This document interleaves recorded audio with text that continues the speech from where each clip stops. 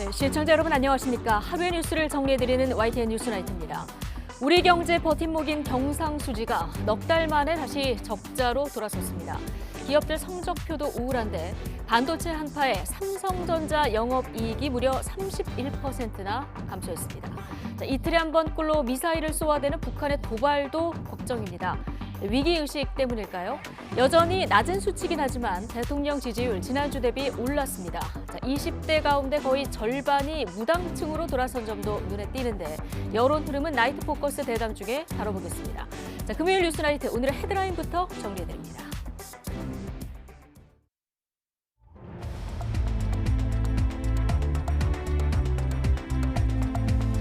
(10월 7일) 금요일 뉴스나이트 주요 뉴스입니다. 정부가 북한의 7차 핵실험 감행에 대한 대응 방안으로 9.19 남북군사합의 파기까지 검토하는 것으로 알려졌습니다.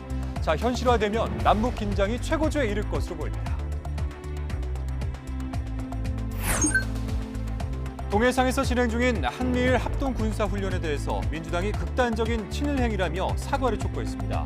여당은 문재인 정부 시절 합의했다는 것이며 김대중 노무현 정부 때도 한일 훈련이 이뤄졌다고 맞받았습니다. 국민의힘 이준석 전 대표가 당원권 정지 1년의 추가 징계를 받아 대표직 복귀가 무산된 건 물론이고 다음 총선 도전에도 빨간불이 켜졌다는 평가가 나옵니다. 당 내용이 일단락되면서 차기 당권 경쟁에 속도가 붙고 있습니다.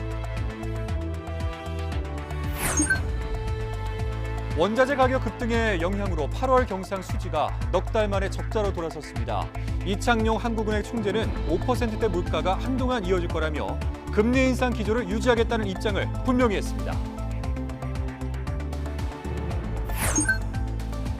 바이든 미 대통령이 푸틴 러시아 대통령의 핵 사용 위협과 관련해서 60년 전 쿠바 위기 이후에 핵전쟁 위험이 가장 커졌다고 말했습니다. 우크라이나에서 핵무기를 쓰면 인류 최후 전쟁 아마겟돈이 올 거라며 러시아에 강도 높은 경고장을 날렸습니다. 마약이 생활 현장 곳곳을 파고들고 심지어 군대에서도 범행이 이루어지는 등 상황이 심상치 않습니다. 이원석 검찰총장은 마약 범죄가 임계점을 넘은 상황이라며 관련 기관과 광역단위의 합동수사에 나서겠다고 밝혔습니다.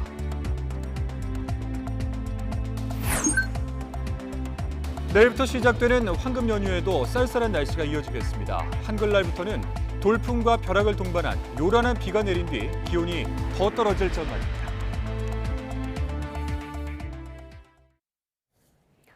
북한의 7차 핵실험 가능성이 점쳐지는 가운데 정부가 대응 방안으로 9.19 남북 군사 합의 파기 가능성을 내비쳤습니다. 윤석열 대통령은 미리 말하기 어렵다면서도 대응 방안을 차근차근 준비하고 있다고 밝혔고 권영세 통일부 장관은 옵션 중 하나로 검토할 수 있다고 언급했습니다. 실제 실행된다면 남북 간 긴장이 최고조에 이를 것으로 예상됩니다. 첫 소식 박소정 기자입니다. 윤석열 대통령은 출근길 약식 회견에서 북한이 7차 핵실험을 감행할 경우에 대비해 한미일이 대응 방안을 준비하고 있다고 밝혔습니다. 특히 핵실험 시 9.19 남북 군사 합의 파기까지 고려하느냐는 질문에는 이같이 답했습니다. 다양한 채널들을 가동을 해서 거기에 대한 대응 방안을 아주 차근차근 준비를 해나가고 있습니다. 미리 말씀드리기는 좀 어려울 것 같습니다. 네. 시인도 부인도 하지 않았지만 파기 선언 가능성을 배제하지 않은 것으로 풀이됩니다. 대통령실 고위 관계자는 YTN에 윤 대통령의 대선 후보 때 발언과 같은 맥락이라고 말했습니다. 윤 대통령은 지난해 9월 외교안보 공약 발표 때 북한이 9.19 합의를 많이 위배하고 있다며 계속 이행하지 않으면 합의를 재검토하도록 할 생각이라고 말한 바 있습니다. 지난 2018년 평양 정상회담을 계기로 체결한 9.19 남북 군사 합의는 비무장지대와 서해상 등에서 모든 적대 행위를 전면 중지한다는 내용 등이 담겨 있습니다. 권영세 통일부 장관은 국정감사에 출석해 최악의 상황에서는 여러 옵션을 모두 검토할 필요가 있다고 언급해 9.19 합의 파기 가능성을 내비쳤습니다. 만약에 이런 상황이 훨씬 더 심각해지고 이런 상황에서는 우리 정부로서도 여러 가지 옵션들을 검토할 수밖에 없을 것이다. 다만 특단의 사정이 없는 상태에서 우리가 먼저 합의를 깨는 건 옳지 않다며 합의 백지화를 지금부터 준비하는 건 아니라고 선을 그었습니다. 반면 여당은 한 발 더 나아갔습니다. 국민의힘 정진석 비상대책위원장은 북한이 핵실험을 강행하면 우리가 9.19 합의 파기를 선언해야 한다고 주장한 겁니다.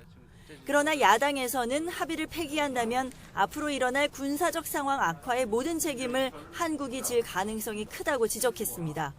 만약에 대한민국이 9.19 군사합의를 먼저 폐기한다면 혹시 앞으로 일어날 군사적 상황의 악화의 모든 책임을 국제사회로부터 한국이 질 가능성이 높다.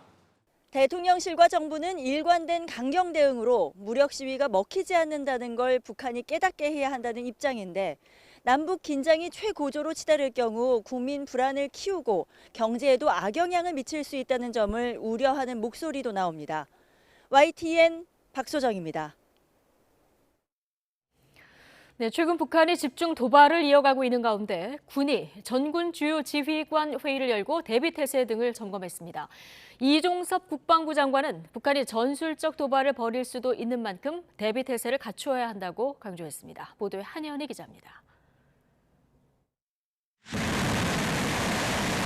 북한의 미사일 도발과 현무미사일 낙탄 사고까지.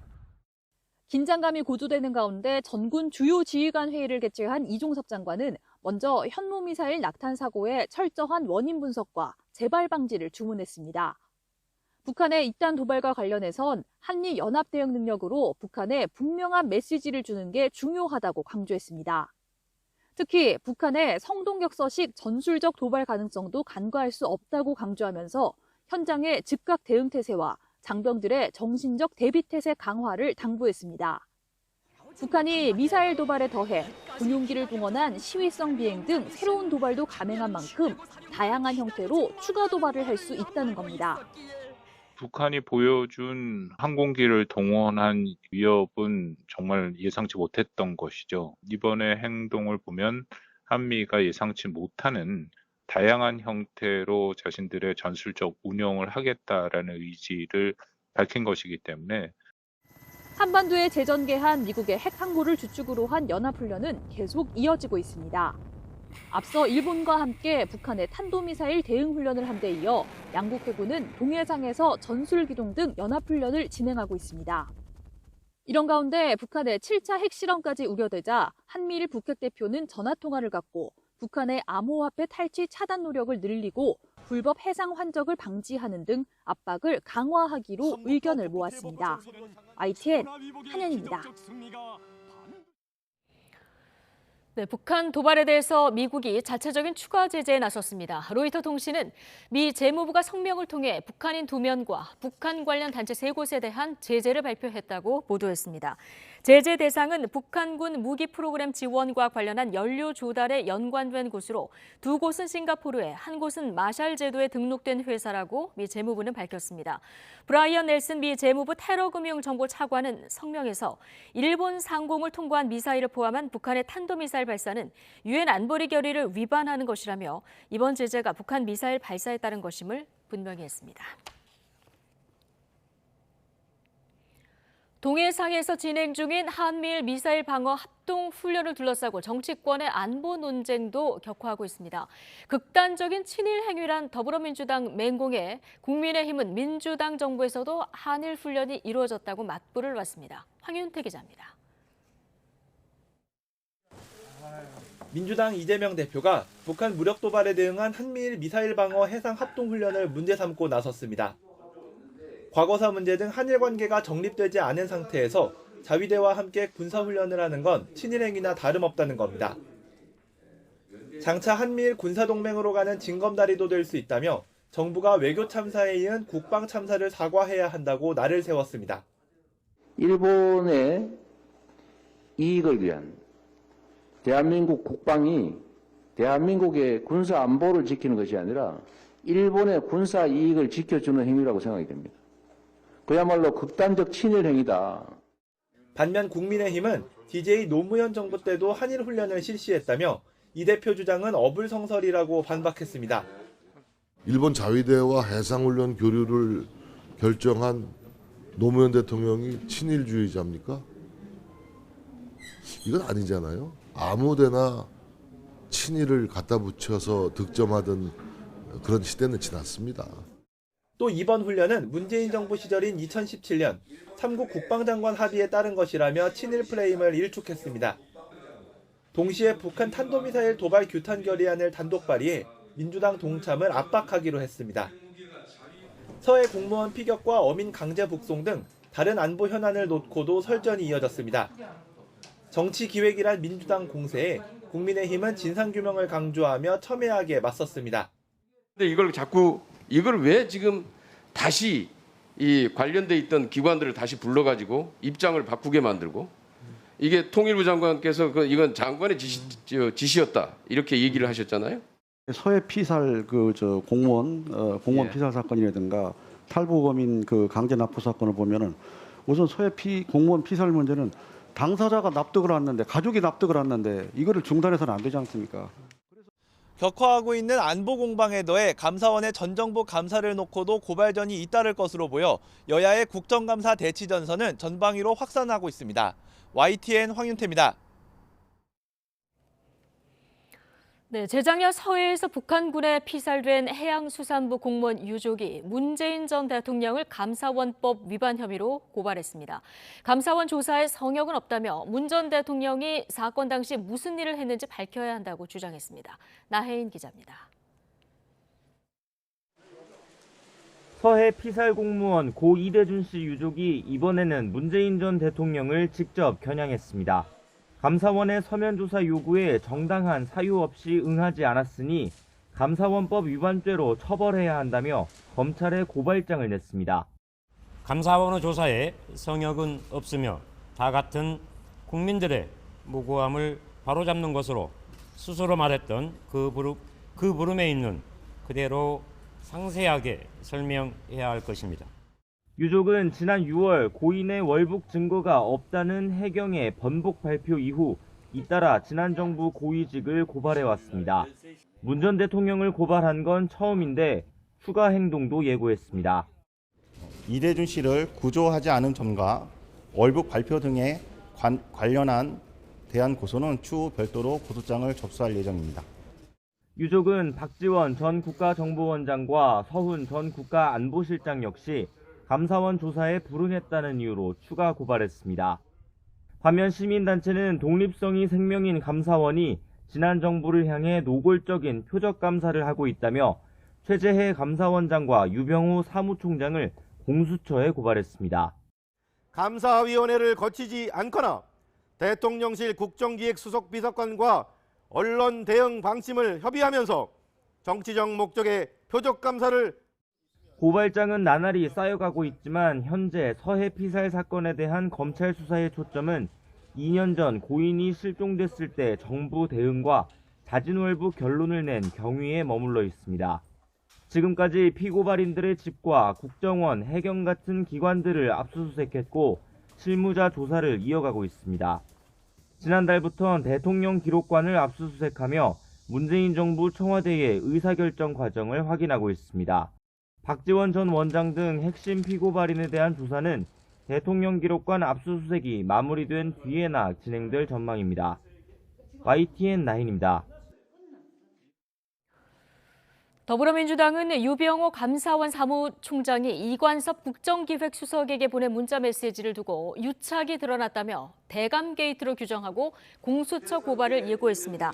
박홍근 원내대표는 오늘 최고위 회의에서 대통령실이 총괄하고 감사원이 실행한 권권 유착이고 대감 게이트라고 볼 수밖에 없다면서 이같이 말했습니다. 그러면서 감사원장 사퇴와 사무총장 해임이 이루어지지 않는다면 국기문란의 책임을 묻기 위해서 청문회와 국정조사를 검토하겠다며 윤 대통령의 사과를 촉구했습니다. 경찰청에 대한 국회 국정감사가 정치적 공방의 장이 돼버렸습니다. 여당인 국민의힘이 민주당 이재명 대표와 관련한 경찰 수사가 부실했다고 질타를 하자 민주당은 윤석열 대통령 처가의 양평개발 특혜 의혹과 김건희 여사의 논문 표절 의혹을 거론하며 맞불을 놨습니다. 윤성우 기자입니다. 경찰청 국정감사에서 여야는 한 목소리로 경찰이 정치 수사, 부실 수사를 하고 있다고 질타했습니다. 하지만 이유는 저마다 달랐습니다.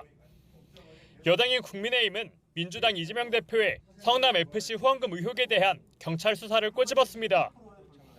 2018년 고발을 접수하고도 3년이나 지난 지난해 9월 사건 불송치를 결정했다면서 당시 문재인 정부의 눈치를 본 게 아니냐고 몰아붙였습니다. 그래 명백히 부실 수사라고 볼 수 있습니다. 제대로 수사를 하지 않았기 때문에 그런 거 아니겠습니까? 성남FC는 누가 봐도 이재명 대표의 개인 구단이었습니다.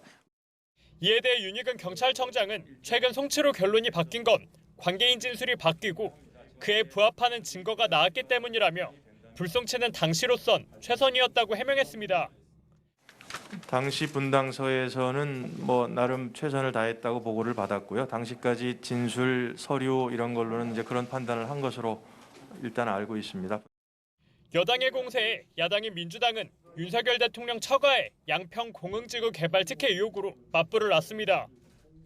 윤 대통령의 장모인 최모 씨 회사가 아파트 개발 부담금을 적게 내고 인가 변경도 신청하지 않는 등 각종 특혜를 받았는데도 수사가 지지부진하다고 지적하자 경찰은 절차대로 진행하고 있다고 해명했습니다. 야당을 상대로 해서는 수사력을 총동원했던 경기 남부청이 범죄 혐의가 사실상 확인되다시피 한 대통령 장모의 수사권에 대해서는 전혀 움직이고 있지 않습니다. 절차대로 지금 수사를 진행하고 있는 단계고요. 필요한 조치는 계속 검토를 하고 있습니다. 이외에도 여야는 윤 대통령 부인인 김건희 여사의 논문 표절 의혹, 이상직 전 의원 등 민주당 인사들이 연루된 이스타항공 채용 비리 사건 등을 언급하며 서로 경찰의 철저한 수사를 촉구하는 등 공방을 벌였습니다. YTN 윤성훈입니다. 정부의 여성가족부 폐지 추진을 둘러싼 후폭풍이 계속되고 있습니다. 여권은 오히려 거대 정부 조직인 복지부에서 여성 보호를 강화할 거라고 밝혔지만 야당과 여성계는 성평등 정책이 후퇴할 거라면서 강하게 반발하고 있습니다. 신윤정 기자입니다. 윤석열 대통령은 여성가족부를 폐지하고 주요 기능을 보건복지부로 이관하는 정부 조직 개편안과 관련해 피해 호소인을 다시 언급했습니다. 권력남용에 의한 이런 성비위 문제에 대해서도 피해 호소인이라고 하는 그런 시각에서 완전히 탈피하자. 그리고 여성에 대한 보호를 더 강화할 것입니다. 안상훈 대통령실 사회수석은 기존 여가부의 성별 갈등을 부추기는 잘못된 행태들을 앞으로 하지 않겠다는 선언이라고 강조했습니다. 마지막 여가부 장관이 될 김현숙 장관도 설명회를 열고 정부 조직 개편 이유를 조목조목 설명했습니다. 현재 여성 중심에서 남녀 모두에게 맞는 실효적인 정책을 추진하기 위해서라며 예산 1조 5천억 원의 미니 부처인 여가부보다 100조 원의 예산을 가진 복지부가 맡으면 성평등 기능이 더 강화될 거란 겁니다. 여성만이 아닌 남녀 모두, 세대 모두를 위한 양성평등 정책으로 패러다임을 전환하여 성별 갈등, 세대 갈등 해소 등이 중점 추진될 것입니다. 여당이 정부 조직 개편안을 당론으로 발의하며 힘을 보탰지만 야당의 반발은 이어지고 있습니다. 더불어민주당은 여성 정책 컨트롤 타워가 사라지면 성평등 정책은 후퇴할 수밖에 없다며 정부 조직 개편안을 반대하고 나섰습니다. 여성가족부 폐지 추진을 당장 중단하고 실질적인 성평등 구현을 위해 여가부의 권한과 기능 강화 방안을 마련하라. 또 전국 115개 진보 여성단체는 공동 성명을 내고 여가부 폐지 공약 철회를 위해 집회 등을 통한 행동에도 나서겠다고 예고했습니다. 지난 2001년 김대중 정부 시절 여성부라는 이름의 독립부처로 신설된 뒤 조직 확대와 축소를 반복해오다 21년 만에 간판을 내리게 된 여가부. 야당의 반발로 개편안의 국회 통과가 불투명한 상황에서 여성계의 반발까지 이어지며 진통은 당분간 계속될 전망입니다. YTN 신윤정입니다. 양두구육, 신군부 등의 표현을 쓰며 윤석열 대통령과 국민의힘을 비난해 당 윤리위에 회부됐던 이준석 전 대표가 당원권 정지 1년 추가 징계를 받았습니다. 내년 6월 임기 종료 전에 이 대표직에 복귀하는 것도 불가능해졌습니다. 엄윤주 기자입니다. 5시간 넘게 마라톤 회의를 벌인 국민의힘 윤리위는 이준석 전 대표의 당원권을 1년 추가 정지하기로 결정했습니다. 징계 사유는 크게 두 가지입니다. 먼저 당론을 거스르고 당원 개정과 새 비대위 구성을 저지하기 위해 법원에 가처분 신청을 했다는 이유를 들었습니다. 비대위 전환 요건을 정비하는 당원 개정안을 추인하였음에도 불구하고 당론으로 결정하였는데 이에 반하여 당원 개정과 새 비대위 구성을 저지하기 위한 가처분 신청을 한 것이 핵심 이유가 되고요. 윤석열 대통령과 당내 인사들을 향한 이 전 대표의 거친 언사도 추가 징계에 영향을 미쳤습니다. 다른 사람의 명예를 훼손하고 민심 이탈을 불러왔다는 겁니다. 당 소속 의원 등에 대한 지속적인 모욕적 비난적 표현을 하며 타인의 명예를 훼손하는 것은 국민의힘 윤리위 규칙 위반. 이 전 대표는 앞서 지난 7월 성접대 증거인멸 교사 의혹으로 내년 1월까지 6개월 동안 당원권이 정지된 상태였습니다. 그런데 이번에 추가로 1년 더 징계가 결정되면서 내후년 1월에야 당원으로서 권리를 행사할 수 있게 됐습니다. 내년 6월까지인 임기 종료 전에 대표직에 복귀하는 것은 물론 내년 초로 예상되는 전당대회 출마도 불가능해졌습니다. 추가 징계 절차가 위법하다며 반발했던 이 전 대표는 당 윤리위의 소명 요구에 끝내 응하지 않았습니다. 출석을 안 했다는 것은 본인의 권리를 본인이 그냥 내려놓으신 거라고 생각을 하면 되겠습니다. 그런데 위원회는 충분한 기회를 드렸고 아직 공식 입장을 내놓지 않은 이 전 대표는 참모들과 향후 대응 방안을 논의할 것으로 알려졌습니다. 대신 이 전 대표와 가까운 허은하 의원이 보수의 자유가 사라진 날이라며 윤리위의 처분을 강하게 비판했습니다. 이런 가운데 지난 8월 당 연찬회 술자리로 물의를 빚은 권성동 전 원내대표는 징계를 받지 않았습니다.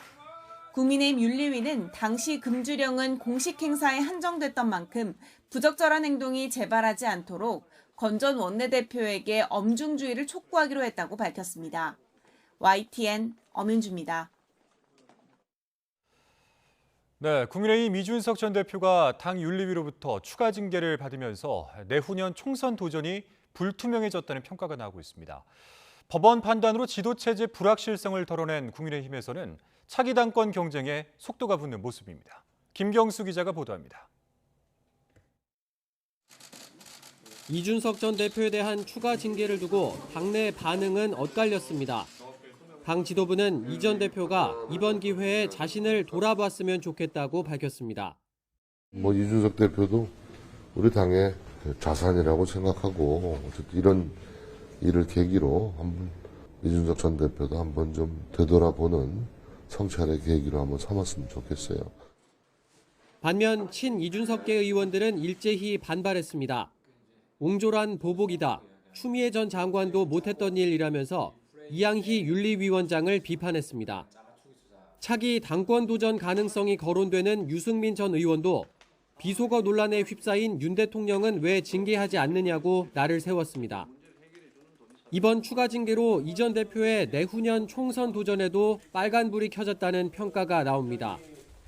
2024년 1월 초에 당원권 정지 징계가 끝나지만 3개월 이상 당비 납부라는 공천 신청 자격 요건을 충족하지 못하기 때문입니다.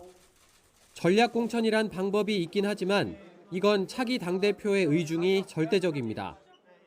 그래서 다음 당대표가 누가 되느냐에 더욱 관심이 쏠리고 있는데 당권 주자들의 움직임도 빨라지고 있습니다.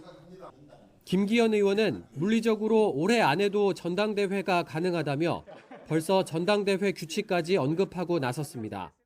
당 대표를 뽑는 데는 민주당 당원이 우리 당 대표를 뽑는다는 건 우습잖아요. 그러니까 역선택은 방지가 돼야 되는 것이 너무나 당연한 것이죠.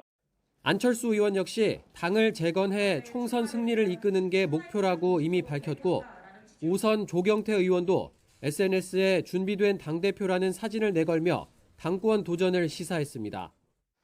긴 내홍 끝에 국민의힘이 조금씩 안정을 찾아가며 차기 당권 주자들의 행보에 속도가 붙고 있습니다. 차기 전당대회 시기와 규칙에 따른 유불리를 두고 당권 주자 사이 물밑 싸움과 기싸움도 치열해질 것으로 전망됩니다. YTN 김경수입니다.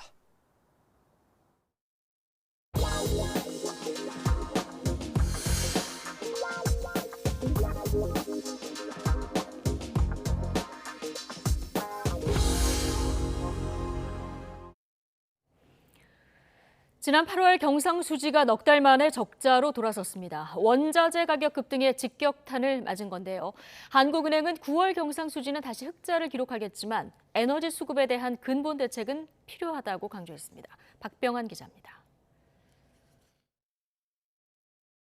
누적된 무역수지 적자가 결국 경상수지 적자로 이어졌습니다. 8월 경상수지는 30억 5천만 달러 적자로 2년 4개월 만에 최대 적자를 기록했습니다. 지난 4월 이후 넉 달 만에 적자가 재현된 것이기도 합니다. 지난해 같은 달 74억 4천만 달러 흑자에서 무려 104억 9천만 달러나 역성장했습니다. 교역의 최종 성적표인 경상수지는 외국인 투자자에 대한 배당이 몰리는 시기인 4월을 제외하고는 꾸준히 흑자를 기록해왔습니다. 4월이 아닌 달에 경상수지가 적자를 낸 것은 2012년 1월이 마지막일 정도로 이례적입니다. 경상수지에서 가장 큰 비중을 차지하는 상품 수지는 44억 5천만 달러의 적자를 기록해 2개월 연속 적자를 기록했습니다. 수출은 572억 8천만 달러로 1년 전 같은 달보다 7.7% 늘었지만 수입은 617억 3천만 달러로 무려 30.9%나 증가했습니다. 원자재 가격 상승이 가장 큰 영향을 미쳤습니다. 특히 원자재 가운데 석탄, 가스의 수입액은 100% 넘게 증가했습니다. 석유 제품, 승용차 등 수출 주력 품목의 호조에도 불구하고 IT 경기 부진, 대중국 수출 감소 등으로 수출 증가세가 둔화되고 원자재를 중심으로 수입이 크게 늘면서 상품 수지 적자폭이 확대된 가운데 한국은행은 9월 경상수지는 흑자로 전환해 연간 흑자 달성엔 문제가 없을 것으로 내다봤습니다. 다만 경상수지가 글로벌 에너지 시장 움직임에 크게 취약하다며 에너지 수급 구조에 근본적 개선이 필요하다고 강조했습니다. YTN 박병헌입니다. 네, 이창용 한국은행 총재가 내년 초까지 5%대 고물가가 이어지고 이후에도 빠르게 내려가지 않을 가능성이 크다고 내다봤습니다. 그러면서 물가가 5% 이상으로 유지되면 서민이 더 큰 고통을 받을 수 있다며 금리 인상 기조를 유지하겠다는 뜻을 분명히 했습니다. 강희경 기자입니다. 한국은행 국정감사에서는 무엇보다 고물가를 우려하는 질의가 집중됐습니다. 먼저 물가 정점 시기와 관련해 이창용 한국은행 총재는 이번 달에는 물가가 정점을 찍을 거란 기존 입장을 유지했습니다. 그러면서도 5%대 고물가가 내년 1분기까지 이어질 것이고 이후에도 빠르게 내려가긴 어려워 보인다고 말했습니다. 언제가 정점이고 얼마나 이 고물가가 지속될 것이라고 보고 계시는지요? 10월 정도가 정점으로 보고 있습니다만 그 이후로 5%대에서 얼마나 빨리 낮아질지에 대해서는 모든 요건들이 물가 상승세가 5%에서 빨리 내려오지 않는 쪽으로 지금. 이어 높은 물가가 유지되면 서민이 더 큰 고통을 얻을 수 있다며 기준금리 인상 기조를 유지하겠다고 강조했습니다. 물가 상승률이 5% 이상으로 되면 금리 인상 기조를 가져가서 물가를 잡아야 된다고 생각하고 있고요. 고공행진하는 원달러 환율의 대항마로 꼽히는 한미 통화스와프 관련 질의도 이어졌습니다. 이 총재는 적절한 시점에 미국 연방준비제도와 심도 있게 논의하겠다면서도 통화스와프가 모든 문제를 해결하긴 어렵다며 다른 요인도 함께 고려해봐야 한다고 설명했습니다. 통화스왑이 체결된다든지 또는 가능성이 높아진다든지 했을 때 그게 이 불안정한 환율 시장을 안정화시키는 효과가 상당히 크지 않습니까? 통화스왑이 굉장히 심리 안정을 주는 데 도움이 많이 되지만 이것만으로 모든 문제를 해결하기는 어려운 면이 있다는 점. 우리나라 외환 보유액이 빠르게 줄어들고 있다는 우려에는 국제통화기금 IMF 기준으로 낮은 수준이 아니라고 선을 그었고 지난 8월 경상수지 적자에 대해서는 연간으로 볼 때 올해와 내년까지 흑자 기조가 유지될 것으로 보인다고 강조했습니다. YTN 강희경입니다. 국제통화기금 IMF 총재가 세계 경제 침체를 경고하며 2.9%로 낮춰 잡은 내년 성장률 예측치를 더 내리겠다고 밝혔습니다. 미국과 중국 등 주요 국가들의 경기 둔화가 이미 시작돼 신흥국과 개발도상국의 연쇄적인 타격이 불가피할 것으로 내다봤습니다. 워싱턴 권준기 특파원입니다. 조지 워싱턴대 연설에 나선 크리스탈리나 게오르기에바 IMF 총재는 세계 경제가 근본적인 변화를 겪고 있다고 진단했습니다. 코로나19와 러시아의 우크라이나 침공, 기후변화 등 잇따른 위기로 전 세계가 심각한 인플레이션을 겪고 있지만 국제사회 분열로 해결은 더 어려워졌다는 겁니다. More fragility, greater uncertainty, higher economic volatility, geopolitical confrontations. 그러면서 내년 세계 경제 성장률 예측치를 더 낮춰 잡겠다고 밝혔습니다. 3.6%에서 2.9%로 한 차례 낮췄던 내년 성장률을 한 번 더 하향 조정하겠다는 겁니다. 구체적인 수치는 다음 주에 발표할 예정입니다.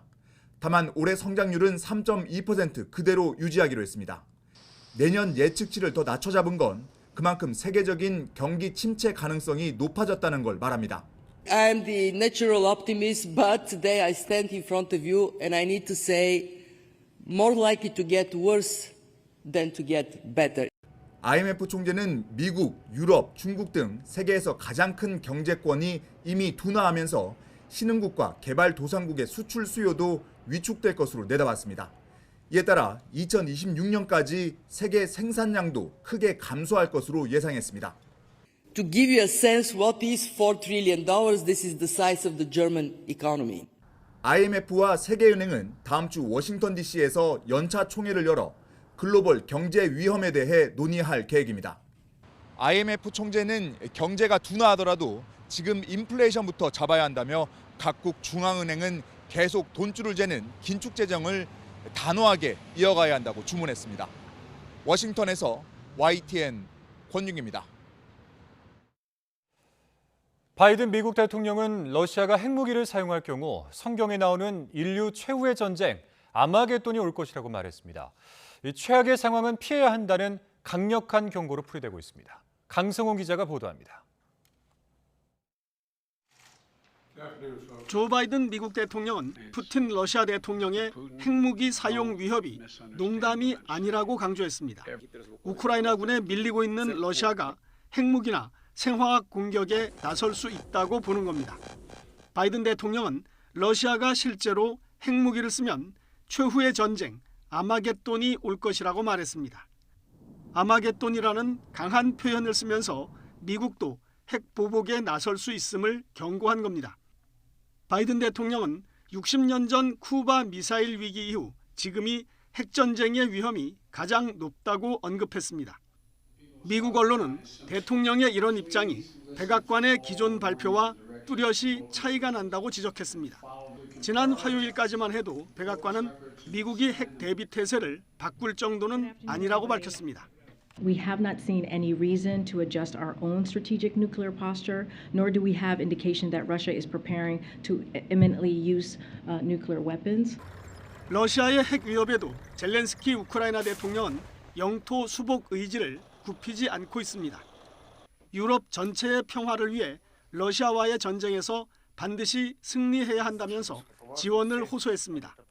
Але тепер усі разом ми маємо зробити так, щоб формула війни була повністю заблокована, а формула миру повністю реалізована. 하지만 러시아가 우크라이나에 핵 공격을 가할 경우 미국이 핵 보복에 나설지 예단하기 어렵습니다. 미국이 직접 개입하면 유럽은 물론 자칫 본토까지 핵전쟁에 휘말릴 수 있기 때문입니다. 바이든 대통령의 아마겟돈 경고는 미국도 심각한 딜레마에 빠져 있음을 보여주고 있습니다. YTN 강성웅입니다. 서울 강남 한복판에서 한 여성이 남성으로부터 폭행을 당한다는 신고를 받고 경찰이 현장에 출동을 했는데요. 남녀가 함께 있었던 차량에서 마약류 의심 물질과 주사기 그리고 대포폰 여러 대가 한꺼번에 발견됐다고 합니다. 김다영 기자의 단독 보도입니다. 인적이 드문 새벽 시간, 강남 한복판에 있는 주차장입니다. 차량으로 다가온 남성이 조수석 문을 거칠게 열어젖히더니 안에 있는 사람을 바깥으로 잡아당깁니다. 뜻대로 되지 않자 차 안을 비집고 들어가 공격까지 시도합니다. 잠시 자리를 비운 사이 급하게 경찰의 도움을 요청하는 여성. 그런데 현장에 출동한 경찰은 수상한 점이라도 발견한 듯 한데 모여 차량 내부를 샅샅이 뒤집니다. 마약으로 의심되는 흰색 가루가 발견된 겁니다. 두 사람이 함께 있던 렌터카입니다. 경찰 수색 결과 마약류 의심 물질뿐 아니라 투약 용도로 추정되는 주사기까지 발견됐습니다. 경찰 조사 결과 두 사람은 20살 넘게 차이 나는 지인 관계였던 걸로 확인됐습니다. 경찰은 발견된 마약류 의심 물질이 모두 자신의 것이 아니라는 여성의 진술을 토대로 40대 남성 A씨를 그 자리에서 바로 체포했습니다. 국립과학수사연구원에 정밀감정을 의뢰한 경찰은 A씨가 어떻게 마약류 의심 물질을 얻었는지, 투약한 적은 없는지 조사하고 있습니다. 이와 함께 여성 역시 가담한 건 아닌지 수사하고 있습니다. 차 안에서 이른바 대포폰으로 추정되는 휴대전화가 여러 개 발견된 만큼 경찰은 추가 혐의도 들여다볼 계획입니다. YTN 김다현입니다. SNS 오픈 채팅방을 통해 만나 함께 마약을 하거나 거래한 마약 사범들이 무더기로 경찰에 붙잡혔습니다. 경기 의정부경찰서는 마약류 관리법 위반 혐의로 75명을 입건하고 이 가운데 상습 판매자와 투약자 등 7명을 구속했습니다. 경찰은 이들을 검거하는 과정에서 2,000명이 동시 투약할 수 있는 분량인 필로폰 60g과 대마, 졸피뎀 등도 압수했습니다. 이원석 검찰총장이 최근 마약류 범죄가 임계점을 넘은 상황이라며 관련 기관과 광역단위의 합동수사를 벌이겠다고 예고했습니다.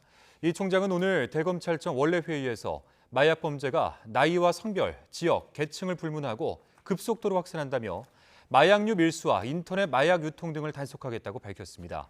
또한 스토킹 범죄에 대해서도 지역경찰과 실무협의회를 진행해 가해자, 피해자 분리 조치를 강화하고 스토킹 사범 정보 시스템을 연계하기로 했다고 설명했습니다. 네, 유명 연예인을 홍보 모델로 앞세운 특정 코인에 대한 투자를 유도해서 피해자들에게 100억 원대 손해를 끼친 이른바 투자 리딩방 사기 사건이 지난해 말 불거져 경찰이 수사를 벌이고 있습니다. 그런데 리딩방을 운영한 일당뿐만 아니라 해당 코인 발행사까지 가담했던 정황이 새롭게 드러나서 경찰이 이 수사를 확대하고 있는 것으로 취재 결과 확인됐습니다. 정인용 기자의 단독 보도입니다. 투자자들에게 100억대 손해를 끼친 S코인 리딩 사기 일당이 꾸민 문서입니다. 코인 가격이 오를 시점과 상승폭까지 표기돼 있습니다. 일당은 이를 토대로 확실한 차익이 보장된다고 속여 투자자들을 끌어모았습니다. 미끼로 초반에 일부 이익을 보게 해준 데다 유명 연예인들도 S코인을 홍보하자 투자자들은 그대로 속아 넘어갔습니다. 투자자들이 몰리며 코인 가격이 한껏 오르자 리딩 사기 일당은 즉각 코인을 팔아치우고 막대한 이득을 챙겨 종적을 감췄고 사기 혐의로 고발돼 경찰 수사선상에 올랐습니다. 100만 원 단위로 이렇게 소액을 투자했다가 나중에 실질적으로 드라마가 이렇게 협찬을 하고 연예인들이 광고도 나오고 투자 금액을 계속 늘린 거죠. 2, 3억씩 투자해서 그 사람들이 너무 있는 돈을 다 잃었기 때문에 자살도 시도하는 사람들도 있고. 이후 1년 가까이 진행된 수사를 통해 리딩 사기 일당만 이번 범죄에 연루된 게 아닌 거로 드러났습니다. 가격 조정에 이용된 S코인을 만든 발행사도 사태 초기부터 적극적으로 가담해왔다는 관련자 진술을 경찰이 확보한 겁니다. 이를 토대로 경찰은 S코인 발행사 대표인 A씨 등 임원 3명의 주거지를 최근 압수수색해 PC와 휴대전화 등을 확보했습니다. 이를 분석해 A씨 등의 리딩 사기 가담 경위와 다른 코인으로도 가격을 조정해 매매 차익을 챙겼는지 들여다보고 있는 걸로 알려졌습니다. 경찰은 수사가 시작되자 잠적한 투자 리딩방 대표도 계속 뒤쫓고 있습니다. YTN 정인용입니다. YTN은 여행업단체 회장이 이끄는 업체들이 지자체의 인건비를 허위 청구한 혐의로 경찰 수사를 받고 있다는 소식 전해드렸는데요. 추가 취재 결과 다른 지역에서도 근무 인원을 뻥튀기 하고 또 임원 가족을 특채한 정황이 확인됐습니다. 김철희 기자가 보도합니다. 경기 성남시에 있는 국립국제교육원입니다. 코로나19가 한창이던 지난해 여름, 시설 일부가 서울시 생활치료센터로 활용됐습니다. 당시 센터 운영 지원을 맡은 곳은 최근 인건비 허위 청구 사실이 드러나 수사를 받는 여행업 단체 회장의 업체였습니다. YTN 취재 결과 해당 업체는 이곳에서도 인건비를 허위 청구한 정황이 드러났습니다. 당시 업체가 서울시에 제출한 근무일지입니다. 지난해 7월 16일 근무자 12명 가운데 10명이 일하고 2명이 쉬었다고 돼 있습니다. 하지만 실제 근무표엔 2명이 빠져 있었습니다. 일지 속 다른 날짜에도 실제보다 많은 인원이 일한 것처럼 적혀 있습니다. 일하지도 않은 유령 근무자를 기재해놓고 인건비를 더 타낸 것으로 의심되는 부분입니다.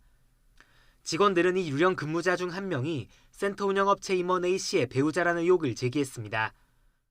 분명 지금 3명을 유령을 넣어서 서울시에서 청구를 하는데 그중에 한 명은 전무 와이프였어요.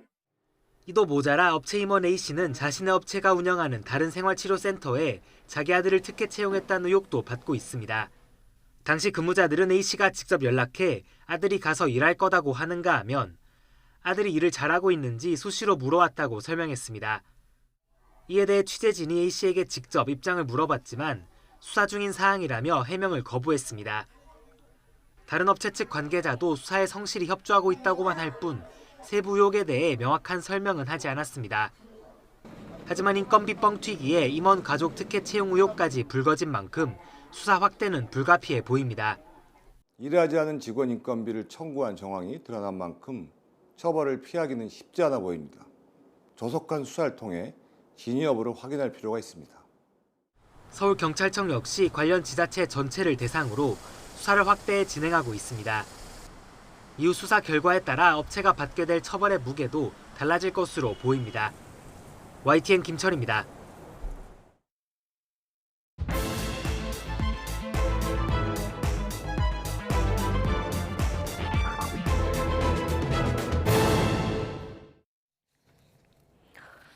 네, 오늘의 정치권 관심 뉴스들 진단해보는 나이트 포커스. 정호김, 김영주 전직 의원 두 분 모셨습니다. 어서 오십시오. 네, 안녕하십니까.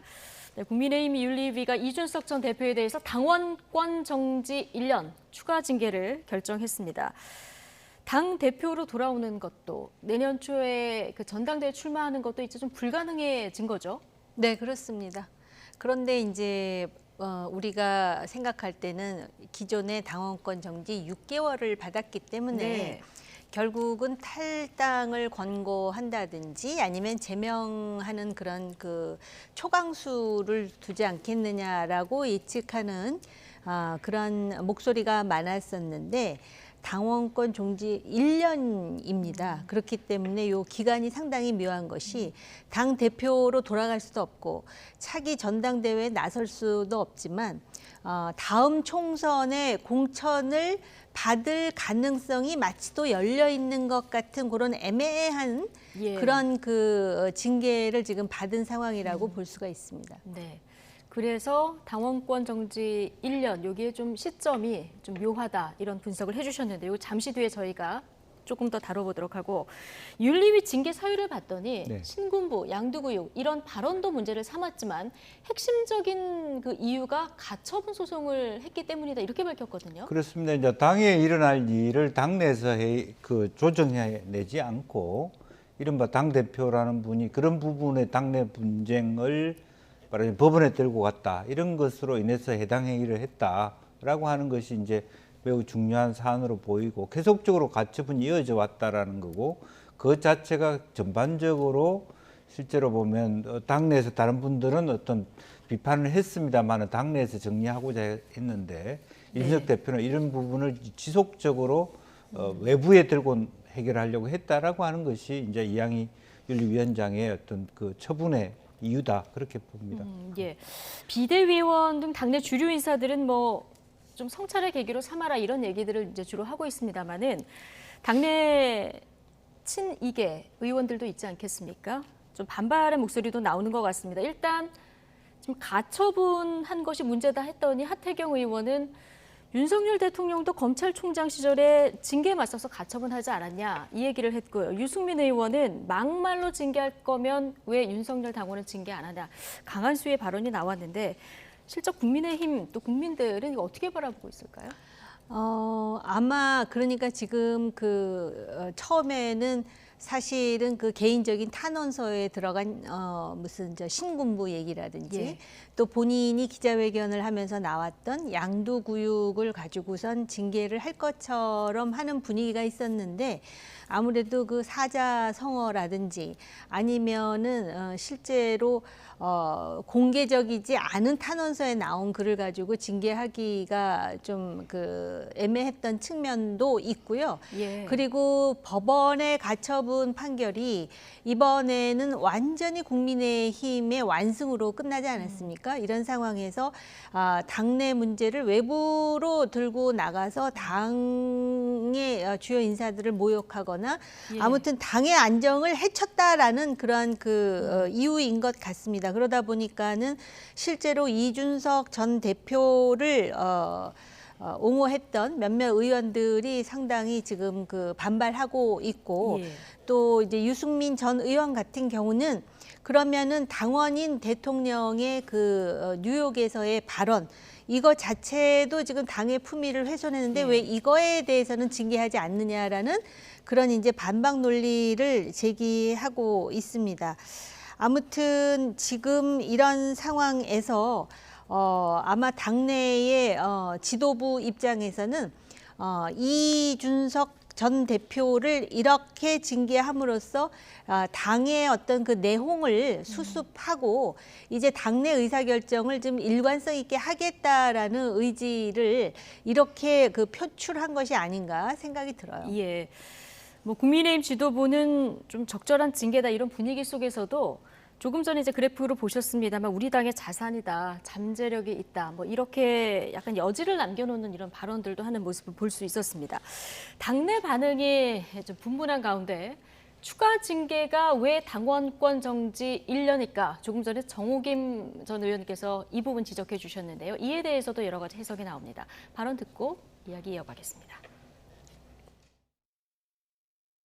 2024년 출마에 대한 기회는 가능성을 열어둔 거 아니겠어요? 그런 면에서는 그래도 좀 이준석 전 당대표에게 어느 정도의 그런 길을 열어주면서 또 좀 자중하라 뭐 이러한 좀 결과를 준 이러한 균형을 저는 잡은 어느 정도의 좀 균형을 잡기 위해서 많이 고심을 한 그런 결정 아닌가. 윤리위의 결정이 굉장히 객관적이고 공정하다라고 느끼시는 국민과 당원분들이 얼마나 되시겠습니까?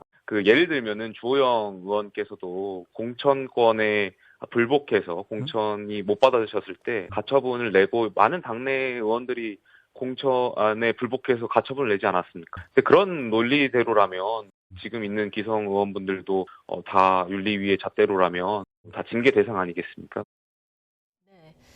자, 윤리위의 결정이 정치적 결정이었다는 김용태 전 최고위원 목소리도 듣고 오셨고요. 그리고 윤리위가 균형 잡힌 결정을 내렸다 이런 전주혜 의원의 목소리도 듣고 오셨는데 실제로 2024년 1월까지 당원권이 정지되면 같은 해 4월에 총선이 있다 보니까 공천을 놓고 보면 정말 상당히 좀 애매한 시점이긴 합니다. 그렇습니다. 이제 3개월 당비를 납부해야 되는데 물론 당원권 정지라도 당비를 낼 수는 있죠. 그러니까 예. 그런 경우에는 뭐 당원권이 정지됐을 뿐이지 당원이 아닌 것은 아니니까 이제 그런 부분에 대해서 3개월 이상 당비를 낸 사람에 있어서 공천 가능성이 있습니다만 그럼에도 불구하고 만약에 저 같은 노원 지역에 누군가 도전자가 있다면 어쨌든 당내에서 페널티를 받은 즉 징계를 받은 사람하고 했을 때 가산점이라는 게 있지 않습니까? 예. 플러스 점수가 있으면 마이너스 점수가 있을 수 있는 것이고 또 하나는 어쨌든 당원을 모집한다든지 이런 부분에 있어서 상당히 윤석 대표가 어려울 수밖에 없는 부분이고 여러 가지 아직까지도 여전히 좀 손발을 묶어놓고 뛰어보라 이런 가능성도 있어 보이기 때문에 말은 뭐 가능성이 열려 있다고 하지만 실질적인 가능성이 열려 있을 것인지 이제 그런 것들도 지켜봐야 될 대목이라고 보고요. 차라리 이준석 대표가 뭐 수도권이 아니라 근데 전라도 광주에 가서 뛴다든지 이렇게 역수를 둔다면 예. 당에서 공천을 안 줄 수 없는 그런 부분도 될 수 있는 부분이고. 지금 호남의 공도 많이 들인 만큼. 예를 들어서 오히려 그런 생각들을 하거나 아니면 또 어쨌든 총선이 끝나고 나면 또 재보궐선거도 있기 때문에 굳이 이준석 대표가 그런 어떤 2024년 총선에 목을 맬 것인가 네. 그런 것도 좀 두고 봐야 될 부분이라고 보여집니다. 예.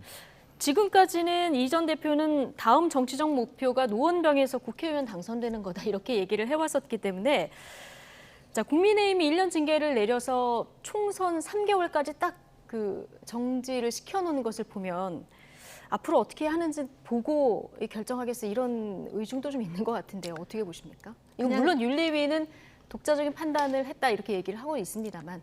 윤리위는 독자적인 판단을 했다고 공식적으로는 얘기하겠지만 저도 그냥 제 개인적인 생각을 그냥 스스럼 없이 말씀을 드리자면은 고도의 정치공학적인 판단을 한 것이고요. 예. 그게 윤리위가 자율적으로 했는지 여부는 제가 확인할 길은 없습니다. 그리고 지금 이준석 대표와 관련해 가지고는 단칼에 죽이느냐 서서히 죽이느냐의 차이만 있는 것입니다. 그러니까는 그 서서히 하는 것이죠. 그리고 지금 그 당내의 지도부의 분위기로 볼 때 이준석에게 공천을 준다? 제가 볼 때는 어불성설일 것 같거든요. 만약에 그 총선 즈음에 이준석에게 공천을 줄 수밖에 없는 상황이라면 아마 만에 하나 그런 상황이 온다면은 이준석 전 대표가 지금 나가서 신당을 창당해도 압승할 수 있는 가능성이 있는 분위기일 때 그게 가능할 것이라고 생각하고요. 아, 그러니까 국민의힘에서 이준석 전 대표를 찾을 상황이 되면은 굉장히 위기 상황이고 그렇죠. 그렇게 되면은 나가서 신당을 그러거나 이러거나 차라리 똑같은 결론이 나올 거라는 거죠. 왜냐하면 예. 정치가 생물이니까 어떻게 될지 모르는 거예요. 그리고 이렇게 분석하는 게 의미가 없을 수도 있습니다. 예. 그렇죠. 그리고 균형 잡힌 무슨 판단을 했다 그러는데요. 제가 볼 때는 아마 그 제명을 할 것이다, 내지는 그 스스로 탈당하도록 권고할 것이다 이런 말이 대중들에게 굉장히 잔인하게 들린다라는 것을 당내에 의사결정을 하는 그 주인공들도 인식하지 않았겠습니까? 그러니까 너무 그렇게 찍어내리는 것 같지 않는 그런 어떤 그 분위기, 그런 모습을 보여주기 위해서 당원권 정지 뭐 처음엔 3년 얘기도 나왔다가 그다음에 지금 그 가처분도 완전히 지금 이준석의 완패로 끝나지 않았습니까? 예. 그러니까 1년 해가지고 그걸 남겨놓고 우리는 이준석에게 이 정도로 지금 할 만큼 했다. 그러니까 국민의힘이 일방적으로 이준석 찍어내리기를 한 것이 아니다라는 이미지 메이킹을 하는 것이 아닌가. 그런데 사실은요, 지금 이런 얘기를 하다 보면 한 가지 또 그 빠져있는 포인트가 있는데요. 이준석 전 대표에 대한 경찰 수사 결과가 또 나오게 됩니다. 그렇죠. 근데 예. 결과가 어떻게 나오느냐에 따라서 또 한 번 징계를 해야 될 그런 상황이 있을 수도 있고 없을 수도 있지 않겠습니까? 네. 한마디로 이준석의 지금 정치적인 운명이라는 것은 거의 추풍낙엽 같은 상황이 됐는데요. 참으로 역설적인 게 제가 옛날에도 이 자리에서 한번 말씀을 드린 적이 있는 것 같은데 40살도 안 된 정치인이잖아요.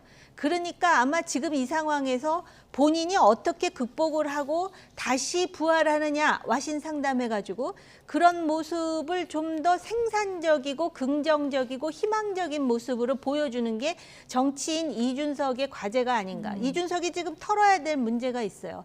이런 과정이 있는 그 배후에는 물론 이준석과 당내 윤핵관 간의 갈등도 있지만 그 명분이 뭐였냐면은 성상납과 증거인멸 교사였잖아요. 예. 그거는 사실 이준석을 압박하는 데 있어서 그리고 대중들이 이준석이라는 정치인에 대해서 인식할 때 굉장히 부정적이에요. 그러니까 한마디로 아주 악성의 그런 그 쟁점이거든요. 이걸 어떤 예. 식으로 이준석이 이제 털어내고 새로운 정치인 이준석으로 나오느냐가 관건일 것 같고요. 예. 단지 지금 21세기 정치를 보면은 저기서 죽지 않는 게 이준석이 잘하는 것 중에 하나가 말이잖아요. 그럼 벌써부터 이제 방송을 통해서 자기의 의견을 여러 가지 그 방식으로 이제 표출할 수 있는 기회가 있을 거거든요. 네. 그렇기 때문에 지금 정치의 지형도 달라지고 플랫폼도 너무나 많아졌기 때문에 그래서 지금 그 다시 한번 과거에 DJ가 언급하신 정치는 생물이라는 거 네. 그걸 우리가 아마 느끼고 또 느끼고 곱씹게 되지 않을까 싶습니다. 예. 어쨌든 입지가 좁아졌고 경찰 수사도 남아있는 만큼 앞으로 어떻게 행동하느냐. 자, 이 부분 얘기하시면서 와신 상담 이 표현을 써주셨는데 추가 징계 이후에 이 전 대표의 첫 메시지가 나왔습니다. 어느 누구도 탈당하지 말고 각자의 위치에서 이 얘기와 함께 지금 보시는 것처럼 물령망동 정중 여산. 자, 이런 표현을 썼거든요. 어떤 말인지 해석 좀 해주시겠습니까? 글쎄요, 뭐 분별 없이 움직이지 말고 태산처럼 무겁게 행동하라라고 네. 하는 것은 내가 움직이지 않을 것이니까 여러분들도 나와 함께 해달라. 또 시간은 나의 편이다. 길게 보고 말하자면 이렇게 혼란스럽게 할 필요가 없다라고 하는 부분이고요. 또 그렇게 되는 배경에는 만약에 우리가 조금 뒤에 개헌에 대한 논의를 국회에서 하기 시작한다면 선거구제 개편이라든지 또 의석수에 대한 논의를 할 수밖에 없고 그런 논의가 제가 보니까 서서히 움직이고 있어요. 그럼 뭐 본의 아니게 말하자면 신당을 창당해도 되는 시점, 아까 정 의원님이 당에 있으나 밖에 있으나 같이 자기가 이득을 볼 수 있는 시점이 올 수 있다는 부분이기 때문에 지금 스스로 경거망동할 이유가 없다라고 하는 부분이고요. 네. 이제 그런 면에서 한편으로는 이준석 대표가 나머지 뭐 윤핵관이든 누구든 간에 지금은 어쨌든 억울하게 내가 이런 처분을 받지만 결국 실력으로 내가 진 거 아니다. 예. 이제 그런 것을 자신감을 보여주고 있다. 그리고 어차피 아까 30대 정치인이만큼 앞으로 정치하는 시간이 뭐 4, 50년 더 남았다라고 보면 길게 플랜을 짤 수 있다라는 거고 또 결국 평소에 얘기했듯이 세대포 이론 자기가 갖고 있는 30, 40대의 지지를 가지고 결국에는 시간이 갈수록 그것이 우리 사회의 주류가 되지 않겠습니까? 이제 그런 생각도 그 안에 깔려 있다 그렇게 봐야 되겠죠. 예. 일단 뭐 이순신 장군의 어록을 이제 인용을 해서 오늘 첫 반응이 나왔는데 탈당이나 신당 창당은 당분간 안 하겠다 이런 의중도 좀 읽히긴 하는데 첫 반응으로서 어떻게 보셨습니까? 현실적으로 지금 신당을 창당한다고 뛰쳐나간들 쫓아나갈 사람이 얼마나 될 것이며 그리고 본인이 어찌됐든 그 젊지만은 이미 10년 이상의 구력이 생겼습니다. 정치에 있어서. 그렇기 때문에 그 많은 숙고를 지금 하고 있는 상황이니까 자신의 지지자들에게 탈당하지 말고 그리고 항상 그러잖아요. 입당하기 좋은 날, 뭐 해가 정당 가입하기 좋은 날, 뭐 해가지고서 예. 그 얘기를 하는데요. 아마 지금 이제 그 또 전략을 짜겠죠. 그리고 아마 그 지금 이런 상황에 대해서 자기가 그 소위 좌절하는 모습을 보이고 싶지는 않을 거예요. 많은 네. 사람들이 이준석 대표가 억울하다 그러는데요. 제가 균형감을 좀 우리가 유지하자는 차원에서 한 말씀만 드리자면은 사실은 지금 이런 상황이 됐기 때문에 마치 또 이준석은 억울하고 가해자는 그 소위 국민의힘 지도부인 것처럼 보여지는데 그 이준석 대표가 자초한 측면이 분명히 있어요. 조금 전에 제가 언급한 그런 그 몇 년 전에 그 성과 관련한 비위뿐만이 예. 아니라요. 당 대표로서 지금도 보면은 바로 이런 것에 반발하는 몇몇 의원들하고 나오면은 유승민서부터 시작해서 하태경, 뭐 김웅, 뭐 이렇게 해서 딱 몇 명이에요. 그 이상으로 늘어나지를 않는다면 그래도 당대표를 하고 대선과 지방선거를 승리했는데 그렇게 자기 세력이 없다라는 것은 대표로서의 품격과 태도에 문제가 있지 않았느냐를 네. 좀 성찰할 필요가 있다라는 지적은 꼭 하고 싶고요. 예. 그다음에 또 한 가지. 이준석이 굉장히 명민한 사람이라는 거를 많은 사람들이 얘기하는데 정치적인 전략이라든지 선거에서의 어떤 수 또는 전술 이런 얘기는 많이 했는데 과연 당대표로서 그리고 아직 젊은 정치인으로서 대한민국의 미래 방향과 관련한 또는 정책과 관련한 자기 비전을 제시한 적이 있는지 그런 부분 때문에 한계가 노정이 돼서 이런 상황이 왔음에도 불구하고 당내에 늘 이준석을 떠받쳐주는 목소리는 매우 한정적이지 않은가. 예. 그런 부분은 지금 이준석 대표가 살펴야 될 부분이 아닌가 이런 생각이 들고요. 신당 창당은 앞으로 그 상황에 따라서 자기에게 기회가 있다라고 생각할 것 같아요. 근데 지금은 그 이순신 장군의 어록대로 경거망동하지 말고 자기 스스로가 또 다른 정치인에게 그렇게 조언한 바도 있었어요. 예. 똑같은 어록으로. 예. 당장은 현실 가능성이 없기 때문에 이제 신당 창당 이런 부분에 좀 선을 긋고 있는 이런 모습인 것 네. 같다. 얘긴데 어쨌든 총선이 내년도 아니고 내후년입니다. 네. 상당히 많은 시간이 남아 있는데 자 그때 여러 가지 변수가 있겠습니다만은 중요한 변수 중에 하나가 윤석열 대통령의 지지율 이게 얼마나 되느냐 이게 좀 관건 아니겠습니까? 그렇습니다. 근데 그렇지만 이제 매우 상대적인 거죠. 네. 지금 여러 가지 외교 활동에 대한 평가라든지 지지율이 낮음에도 불구하고 지금 정당 지지율이 거의 비슷해요. 민주당이 그런 반사 이득을 얻지 못하고 있기 예. 때문에 이런 상황에서 대통령 지지율이 매우 낮은 상태임에도 불구하고 총선은 2년 뒤에 치른다 하더라도 이런 기조로 가더라도 저는 50대 50 정도 될 거라고 보여지거든요. 그래서 50대 50. 네. 그러니까 실제적으로 보면 이재명 대표의 사법 리스크도 있는 것이고 민주당도 또 하나의 풍파를 겪을 수도 있는 것이기 때문에 이제 그런 측면에서 여전히 원사이드하게 지금 여당이 불리하다 그렇게 말하기는 어려운 겁니다. 다만 실제적으로 전혀 다른 변수 아까 말씀드린 대로 개헌이라든지 선거구제 개편이라든지 이런 내 외생적 변수 통해서 지금 양당제가 지금 국민께서 보시다시피 무당층이 굉장히 늘어나고 있지 않습니까? 예. 양당 정치의 폐해가 거의 극할대로 극해에 있는 상태이기 때문에 진정한 의미의 제3당 다당제로의 변화 혹은 그게 물론 내각제로의 변화까지를 포함할 수는 있겠습니다만은 다양한 대안들을 국민들도 찾으려고 할 겁니다. 이제 그런 기회들이 있을 수 있다라고 하는 부분이고 다만 거기에서도 큰 어떤 뭐 마크롱과 같은 새로운 대통령이 될 수 있는 힘이 아니라 불과 유승민, 이준석 즉 두세 명의 국회의원을 배출할 정도의 비례대표 의석을 가질 수 있는 꼬마 정당 정도로 만들 수 있겠다. 그런데 그것이 과연 우리나라의 미래가 될 수 있을까? 저는 불가능하다고 보여지고요. 이제 그런 측면에서 다시 한번 이 큰 틀에서의 어떤 담대한 자기 나름대로의 말하자면 화학적 변화 또 상생적 변화를 가질 수 있는 그런 생각의 전환이 필요하다 그렇게 보여집니다. 예, 생각의 전환이 필요하다.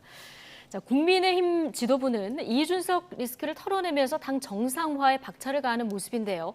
차기 당권 경쟁에도 벌써 불이 붙는 모습입니다. 당권 도전 의사를 공개적으로 밝힌 분들이죠. 안철수, 김기현 의원 발언 차례로 듣고 오시죠. 가장 최전선이 수도권입니다. 그리고 수도권은 중도 표심을 가진 그런 유권자들이 많으십니다. 수도권이 격전장인데 수도권에서 전방에 더 사령관이 나와야 빨리빨리 신속하게 대응하고 수도권에 맞게 그렇게 전쟁을 치를 수가 있는 것 아니겠습니까? 우리 당 입당한 지 아직 사실 잉크도 채 안 마른 몇 달밖에 안 되었습니다. 이 당 내에서 마음을 얻는 과정이 필요할 것이라는 생각하는데 뭐 10년 동안 보니까 창당 또 뭐 합당 탈당 뭐 또 창당 합당 탈당 이렇게 하면서 한 8번을 반복하셨던데 너무 과도한 변신을 한 것이 아닌가. 창당, 합당, 탈당, 또 창당, 합당, 탈당해서 뭐 도합 8번 정도 반복이 됐다. 김기현 의원이 안철수 의원을 향해서 세게 견제기를 날렸는데 어떻게 들으셨습니까? 지금 당 대표가 되고자 하는 사람들이 굉장히 많은 것으로 알고 있어요. 그리고 이준석 리스크가 없어졌다 그러는데 리스크 없어진 건 맞아요. 그런데 실제로 이준석 리스크가 없어지면 어떤 효과가 있는가를 우선 말씀을 드리자면 실제로 이준석 리스크 때문에 윤석열 대통령 지지도가 그렇게 막 떨어진 거는 솔직히 아니에요. 그것도 변수 중에 하나지만은 그게 주변수는 아니었다라는 말씀입니다. 지금 이준석 리스크가 없어짐으로써 당내 어떤 변화가 있느냐? 제 생각으로는 그래요. 윤핵관 중심으로 이제 확실하게 돌아가는 그리고 플러스 윤심 중심으로 확실하게 돌아가는 국민의힘이 될 것 같다라는 생각이 들어요. 그러면은 이 윤핵관이 결국은 그 의사 결정에 있어서 주체가 된다면은 이들이 뭐 2사람인지 5사람인지 4사람인지 그건 제가 모르겠지만 자신들의 뜻에 맞는 사람이 당대표가 되기를 원하지 않겠습니까? 그래서 아마 일단 룰을 바꾸겠죠. 당대표를 뽑을 때 아마 민심보다는 당심의 비율이 좀 더 높아지지 않을까라는 예상을 하면서 지금도 7대 3인데 이걸 더 높일 수 있다. 제가 볼 때는 그럴 가능성이 있고요. 그럴 뿐만 아니라 지금 여기 보면은 안철수 의원과 김기현 의원의 인터뷰가 나왔는데 막상 국민의힘 대표로 누가 됐으면 좋겠느냐고 여론조사를 하면 유승민 그다음에 뭐 나경원, 이준석 뭐 이런 식의 순서인 것 같아요. 유승민, 안철수인가? 예. 나경원보다도 그 다음에 여론조사마다 안철수고 뭐 조금씩은 조금씩은 다릅니다만. 다르겠지만 그렇고 대중적인 인지도가 좀 더 많으신 분들이 그렇죠. 앞서가죠. 예. 그렇기 때문에 사실은 룰을 어떻게 하느냐. 그다음에 윤핵관 심이 어디에 있느냐.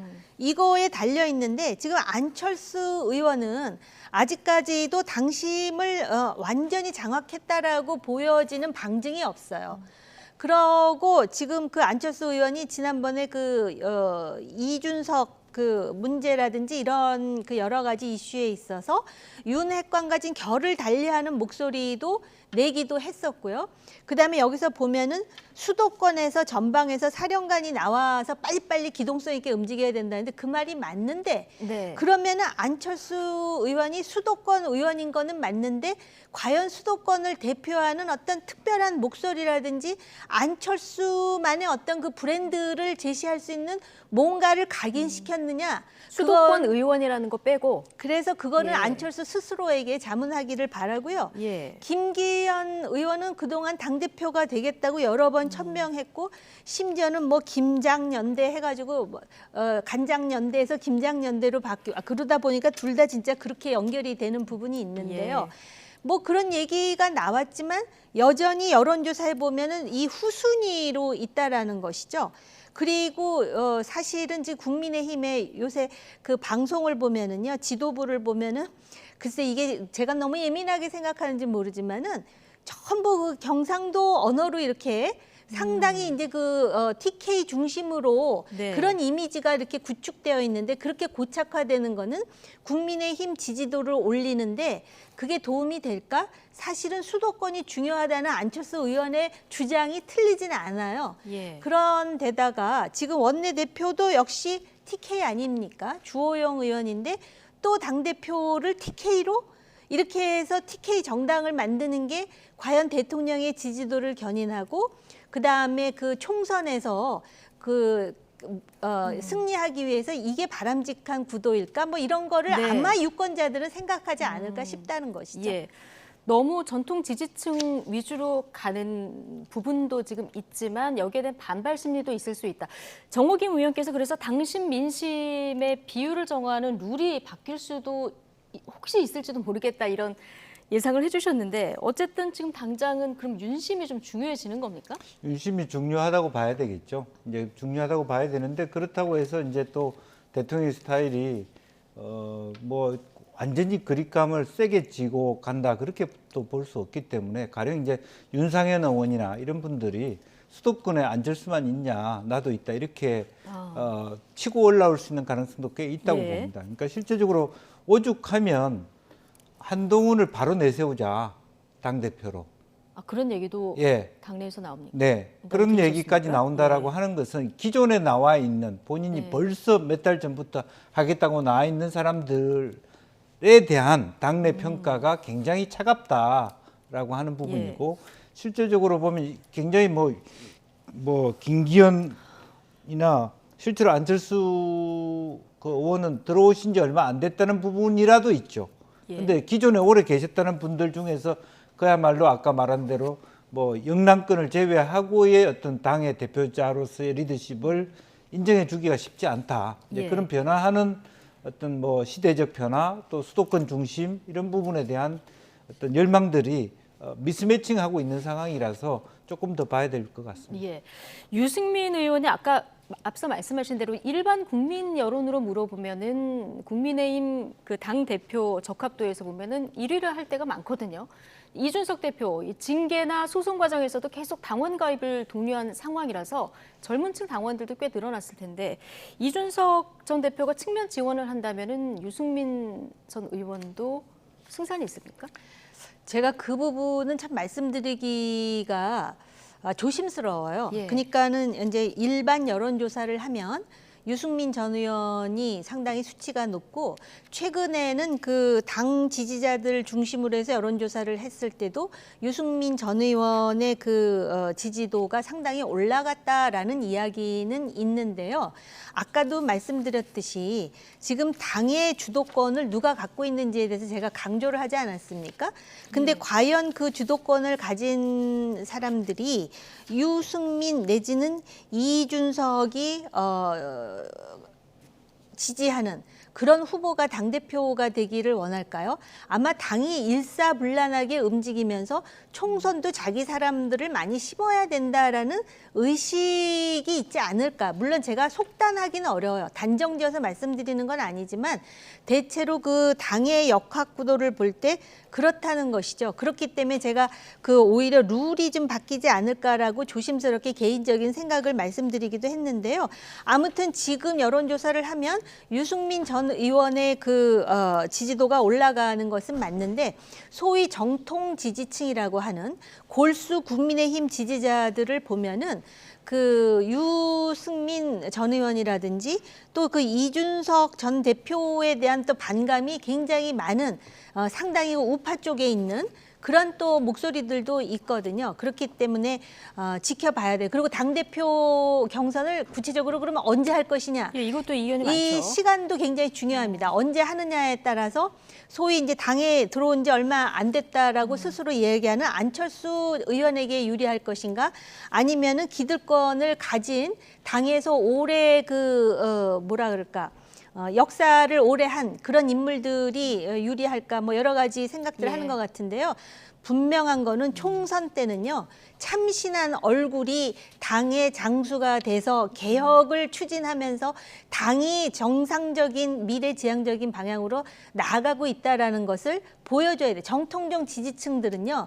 어떻게 되든 뽑아요. 근데 중요한 거는 지금 결정을 유보한 부동층들 아닙니까? 중도층. 그 중도층을 어떻게 잡느냐가 굉장히 중요하겠죠. 알고는 있을 텐데 이런 방향으로 경선이 치러질지는 좀 두고 봐야 될 것 같고요. 자, 이런 가운데 윤석열 대통령 지지율을 좀 볼까요? 긍정이 29%, 부정 63%, 여전히 긍정 수치가 높지는 않은데 지난주 대비해서는 한 주 사이에 5%포인트가 올랐거든요. 어떤 이유라고 보십니까? 아무래도 이제 바닥을 쳤다라고 하는 어떤 이렇게 밀리면 안 된다는 어떤 보수층의 결집이 있을 지지층 거고. 결집, 예.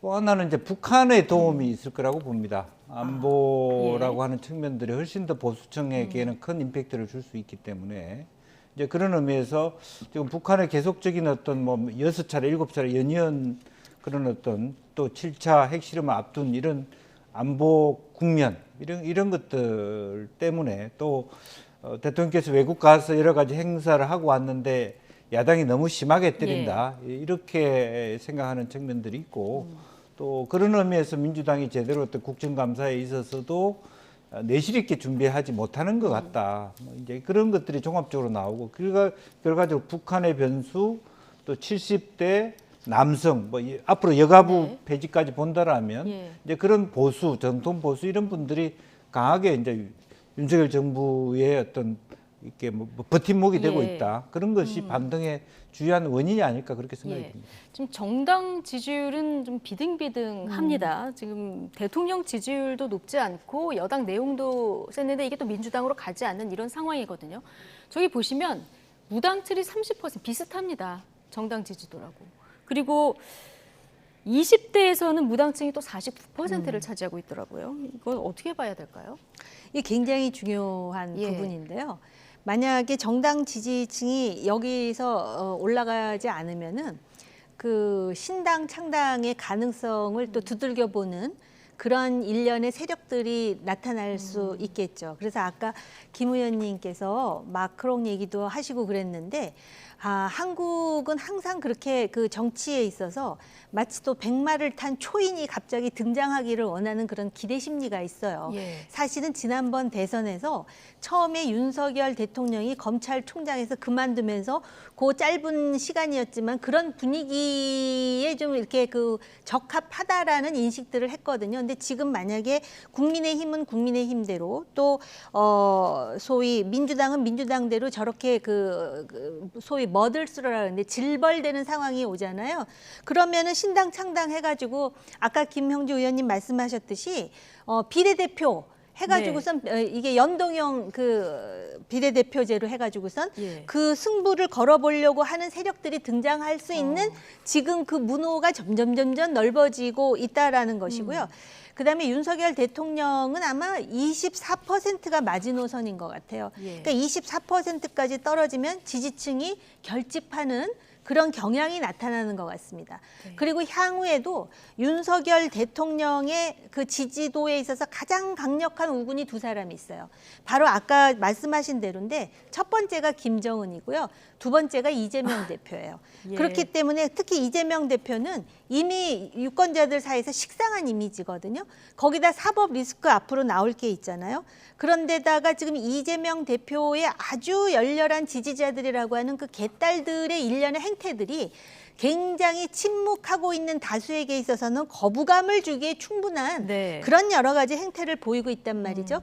그렇기 때문에 제가 볼 때는 이 김정은 그다음에 이재명 대표 이러한 그 두 변수가 윤석열 대통령의 지지도를 오히려 역설적이지만 올려주는, 왜냐하면 국민의힘이 앞으로 뭘 잘했으면 좋겠는데 뭘 잘할지를 생각해보면 딱히 떠오르는 게 없다라는 점에서 더 그렇습니다. 그래서 대통령 지지율의 큰 변수가 김정은, 이재명 이 두 사람이다. 이런 분석을 해주셨는데 다시 좀 돌아가서요. 20대에서 무당층이 49%. 사실 지난 대선으로 돌아가면은 20대 남성은 이준석 때문에, 20대 여성 박지원 때문에 사실 투표장으로 나간 이런 경향인데 두 사람이 다 지금 정치권에서 지금 떠난 이런 상황이 뭐 다시 돌아올 수도 있습니다만 당장은 좀 어려운 상황이지 않습니까?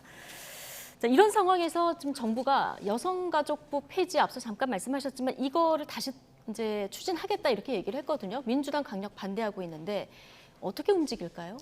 글쎄요, 뭐 그것은 정부 조직법상의 공약 사항이었고 또 장관이 되시는 분이 폐지하기 위해서 장관이 됐다 이렇게 말씀하셨고 그렇게 이루어질 텐데 물론 뭐 여성 단체나 반대가 있겠죠. 그러나 사실 저는 기본적으로는 대통령이 되시면서 이런 부분에 대한 공약을 했기 때문에 그런 공약으로 대통령이 되셨다 그러면 민주당도 협조해야 된다고 봅니다. 그러니까 왜냐하면 그 핵심적인 기능들이 완전히 없애버리는 것이 아니라 보건복지부라든지 다른 부서로 이관시켜서 그 일을 튼실하게 보면 되는 것이거든요. 이제 그런 의미에서 민주당이 그렇게 과하게 그걸 반대해야 될 이유도 없다라고 민주당은 여성가족부 기능을 오히려 강화하는 이런 입법을 하겠다 이런 입장이거든요. 네. 근데 그것은 뭐 이제 예산을 통해서 할 수도 있고 실질적인 어떤 뭐 목적이 꼭 부처가 있어야지 된다라고 하는 것은 저는 아니라고 보여지고요. 또 그런 의미에서 책임 정치라고 하는 것은 대통령이 그런 공약으로 대통령이 되셨으면 화끈하게 밀어주는 것도 오히려 좋은 부분이다. 그리고 실제로 여성 권익에 대한 부분은 여전히 다양한 방식으로 위원회라든지 직속위원회라든지 실질적인 성평등의 중요한 어떤 예산 이런 것을 통해서 보정하면 된다고 봅니다. 여성가족부 이 폐지가 20대 표심을 어떻게 움직일지 이거 좀 더 지켜보도록 하고요. 자, 국회 국정감사장으로 좀 가보겠습니다. 오늘 단연 화제의 발언은 과방위에서 나온 권성동 의원의 이 발언이었는데요. 일단 직접 듣고 오시죠. 정권 말기에 그 자리 쫄라가지고 녹색 원자력 안전재단 이사장으로 가셨어요. 정의당에 있다가 그다음 민주당 정부에 가 있다가 또 윤석열 정부 밑에서 일을 하고 무슨 뻐꾸기입니까 지금? 차라리 혀 깨물고 쭉 찍고 뭐하러 그런 짓 합니까? 인상에 대해서 굉장히 폭언에 가까운 말씀을 하신 것은 사과하십시오.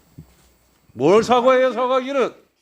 정말 본인이 창피스러운 줄 알아야 되는데 그런 것도 모르고 이렇게 일괄해서 저런 이야기를 한다는 것 자체가 내가 감사를 6년 7년을 해봤는데 처음 봅니다. 혀 깨물고 죽어야 된다. 죽는 게 낫다. 이런 표현을 어떻게 국정감사장에서 할 수가 있습니까?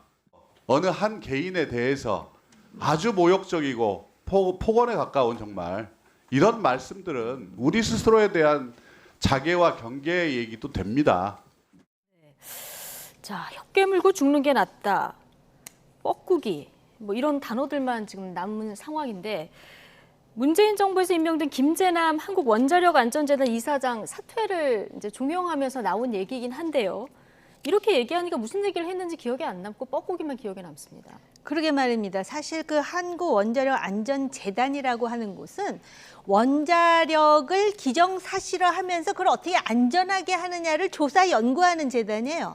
근데 김재남 이사장이라고 하는 인물은 환경운동가, 뭐 녹색연합 활동을 하면서 탈원전의 전선에 있던 사람이니까 사실은 안 맞았어요. 이런 부분을 좀 그 소위 국회라는 데가 어딥니까? 레이디스 앤 젠틀맨, 그런 그 신사숙녀적인 그런 그 발언으로 점잖게 꾸짖으면서 당신이 이런 일에 문제가 있으니까 이제는 정권이 바뀌었으니 전문가에게 좀 그 맡겨서 일을 할 수 있도록 해달라고 할 수도 있는데 제가 봐도 어떻게 이런 표현을 합니까? 이거는 권성동 의원이 너무 과한 게 아닌가. 그런 차원에서는 민주당의 윤영찬 의원의 일갈이 상당히 그 뼈 때리는 얘기다. 저는 그렇게 생각을 하고요. 기본적으로 전임 대통령이 뽑은 그런 어공인이 이제 정권이 바뀌었으니 나가라는 거거든요. 근데 사실은요, 민주주의 국가에서는 정권이 바뀌면 어공들은 나가는 게 맞아요. 그리고 그게 법 체계로 정비가 돼 있어야 되는데 우리나라는 안 돼 있잖아요. 도리와 법 체제로 정비가 돼 말씀하신. 근데 안 돼 있는 데다가 또 이런 일도 있었어요. 그렇게 해서 이제 막 그 몰아내면서 블랙리스트 만드니까 또 당신도 이거 블랙리스트 만들었다고 정권 바뀌면 그걸 또 이제 벌하지 않습니까? 직권 남용해가면서 이거의 악순환이에요. 그러니까 솔직히 공수만 바뀌었을 뿐이지 오히려 지금 이런 얘기를 물론 그 전문성이 있는지 자격이 있는지 제가 그 상당히 저 개인적으로도 문제 제기를 할 수 있는 이사장이긴 하나 그렇지만 법으로 자기 임기가 보장돼 있는 사람을 저렇게 저런 모욕적인 언사로 해서 나가라고 하는 것도 적절치 않고 정말 국회의원이 해야 될 일은 우선 법 체계부터 정비해서 정권이 바뀌면은 나갈 수 있도록 모든 공공기관의 장애 임기를 그렇게 바꾸는 게 맞고요. 개인적으로 그럼 권성동 의원이 왜 저렇게 강한 발언을 그동안 계속해서 해오는지 제가 볼 때는 그 체리 따봉도 그렇고 또 그 강릉 출신의 그 친지의 아들이 왜 그 대통령실에 근무해가지고 뭐 사적 채용해갖고 굉장히 여러 가지로 논란이 많았잖아요. 그런 논란 때문에 결국은 또 그 이준석 문제도 그렇고 그래서 원내대표직을 임기를 다 못 채우고 나갔는데 아마 이제 이것을 다시 이제 그 극복해서 화려하게 부상하기 위해서는 좀 더 강한 언어로 자신의 존재감을 부각시키면서 소위 우파 쪽에 있는 지지층들에게 나 여기 있어요라고 좀 보여주고 싶어하는 그런 개인적인 열망이 작동했나? 이건 순전히 제 개인 생각이니까. 나라면 그러겠다는 정치적 의지의 표명이었다. 이제 권성동 의원 논란이 되니까 이렇게 얘기를 했는데 민주당과 정의당은 국회 윤리위에 지금 제소하겠다 이런 입장이고 여당 내에서도 좀 윤리위에서 다뤄라 이런 입장까지 나온 상황입니다. 국방위 관련 얘기 잠깐 마지막으로 해볼 텐데요. 북한의 도발에 대응해서 한미일 3국이 연합훈련을 진행하는 것을 두고 여야 공방도 벌어졌는데요. 발단은 이재명 대표의 발언이었습니다. 여당은 맹폭을 쏟아냈는데 또 듣고 오시겠습니다. 일본의 이익을 위한 대한민국 국방이 대한민국의 군사 안보를 지키는 것이 아니라 일본의 군사 이익을 지켜주는 행위라고 생각이 됩니다. 그야말로 극단적 친일 행위다. 일본 자위대와 해상훈련 교류를 결정한 노무현 대통령이 친일주의자입니까? 이건 아니잖아요. 아무데나 친일을 갖다 붙여서 득점하던 그런 시대는 지났습니다. 그러니까 이재명 대표가 회의 석상에서 한 얘기는 일본의 과거사 문제라든가 이런 한일 관계가 아직 정리가 되지 않은 상태에서 이렇게 훈련을 같이 하는 거는 이게 친일 행위다. 그리고 더 나아가서는 이게 국방 참사다 이런 얘기를 했는데요. 어떻게 들으셨습니까? 사실은 이제 이재명 대표 주변에 있는 분들의 인식이 결국에는 북한의 무력 도발에 남한 혼자의 힘으로도 저지가 가능하다. 굳이 일본을 끌어들일 필요가 없다. 이런 게 하나 있는 것 같아요. 제가 쭉 스크린을 해봤더니요. 이제 이재명 대표가 뭘 내용으로 저런 주장을 하는가를 생각해봤더니 이제 그렇기 때문에 굳이 왜 우리가 충분히 우리끼리도 자력으로 막을 수 있는데 일본을 끌어들이느냐, 이제 그런 부분이 하나 있어서 아마 그런 거고, 또 실질적으로는 뭐 거리와는 상당히 많은 185km의 차이가 있습니다만은 독도라고 하는, 과거에는 말하자면 남해에서 했는데, 혹은 뭐 일본 군함이 2007년도에는 서해 인천에 들어왔는데 굳이 왜 독도 주변인 동해에 하느냐, 이제 이런 것을 갖고 하는데, 이것도 저는 이재명 대표가 조금 폭넓게 보지 못하는 거 아닌가 싶어요. 왜냐하면 옛날에 오바마 시대나 그 이전에는 사실은 미국이 이 한반도를 둘러싼 동북아의 진영에 있어서 일본을 우위에 두고 한국을 그 밑에 넣었다고 볼 수 있다면, 지금 바이든 정부에서는 그렇게 일본 하위에 한국을 두는 것 같지는 않습니다. 그렇다면 굳이 일본과 함께 어차피 한중일 연합으로 한다라 그러면 그런 부분에 대해서는 통 크게 받아들이고, 지금 왜냐하면 북한의 도발이 지금 한일 관계 논의할 보다는 훨씬 더 국민들한테 와닿고 위중한 상태 아니겠습니까? 지금 이틀에 한 번 북한이 도발을 하고 있는 상황. 이제 그랬을 때 우선순위가 지금은 북한하고 싸울 때지 일본하고 싸울 때가 아니다. 그런 생각을 좀 가졌으면 좋겠습니다. 근데 이렇게 하면은 한미일 군사 동맹의 징검다리가 될 수 있기 때문에 좀 위험하다, 이런 주장이긴 한데, 어쨌든 이게 친일 행위라는 이제 표현까지 썼는데, 적절치 못하다와 뭐 친일 이 단어를 쓰는 거는 좀 차이가 있는 것도 같은데, 좀 의도한 발언일까요? 어떻게 보십니까? 아마 본인이 안보에 대해서 이렇게 관심이 있을 뿐만 아니라 일본에 대한 야당 대표로서의 입장을 분명하게 이렇게 대중들에게 확인시키고 싶은 그런 의지를 아마 표출한 것 같은데요. 저는 저 장면을 보고 이재명 대표가 참 안보를 몰라도 너무 모르는구나 라는 것을 다시 한번 재확인하는 계기가 됐고요. 특히 정치인들이 하지 말아야 될 게 국내 정치와 안보를 어설프게 뒤섞는 일은 절대로 해서는 안 되는 것이고요. 그다음에 독도 근처에서 했다는데, 독도에서 아까 말씀하신 대로 180여 킬로 떨어졌는데 일본 영토에서는 120킬로밖에 안 떨어졌어요. 그러니까 지금 이재명식의 논리가 잘못된 것이라는 말씀을 드리고요.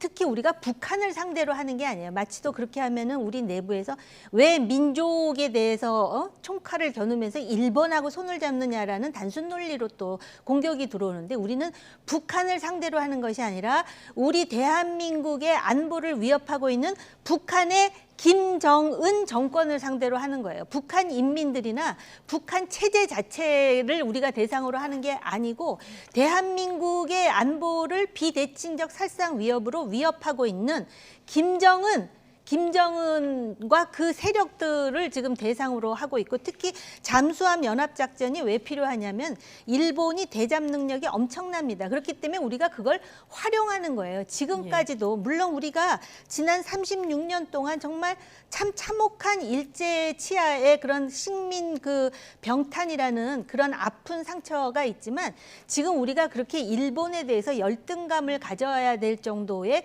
그런 수준이 아니에요. 오히려 일본이 우리 때문에 굉장히 지금 히스테리컬한 차원이고요. 특히 독도와 관련해서 할 말이 많은데요. 독도와 관련해가지고 일본이 그 독도에 대해서 계속 도발을 하는 것은 맞지만, 우리가 실효적 지배를 하고 있고, 또 일본은 소위 중국과 갈등 속에 그 센카쿠 섬이라는 그 섬을 실효적 지배하고 있는데, 만약에 일본이 우리 독도를 넘보는 순간 오히려 중국이 센카쿠를 완전히 자기네 땅으로 만드는 명분을 제공할 수 있다는 점에서 독도라는 게 일본에게 그렇게 간단치 않은 섬이니까 좀 자신감을 가지고 우리 안보를 위해서 다른 나라를 슬슬 활용해서 우리끼리 커지면 되는 거 아니겠습니까? 알겠습니다. 어쨌든 북한의 7자 핵실험 가능성도 좀 얘기가 나오고 있는 상황이라, 뭐 해법은 다를 수 있습니다만 안보에 여야가 없는 상황이라는 데는 국민들 뭐 이견이 없을 것 같습니다. 정호김, 김영주, 전직위원 두 분과 오늘 함께했습니다. 고맙습니다.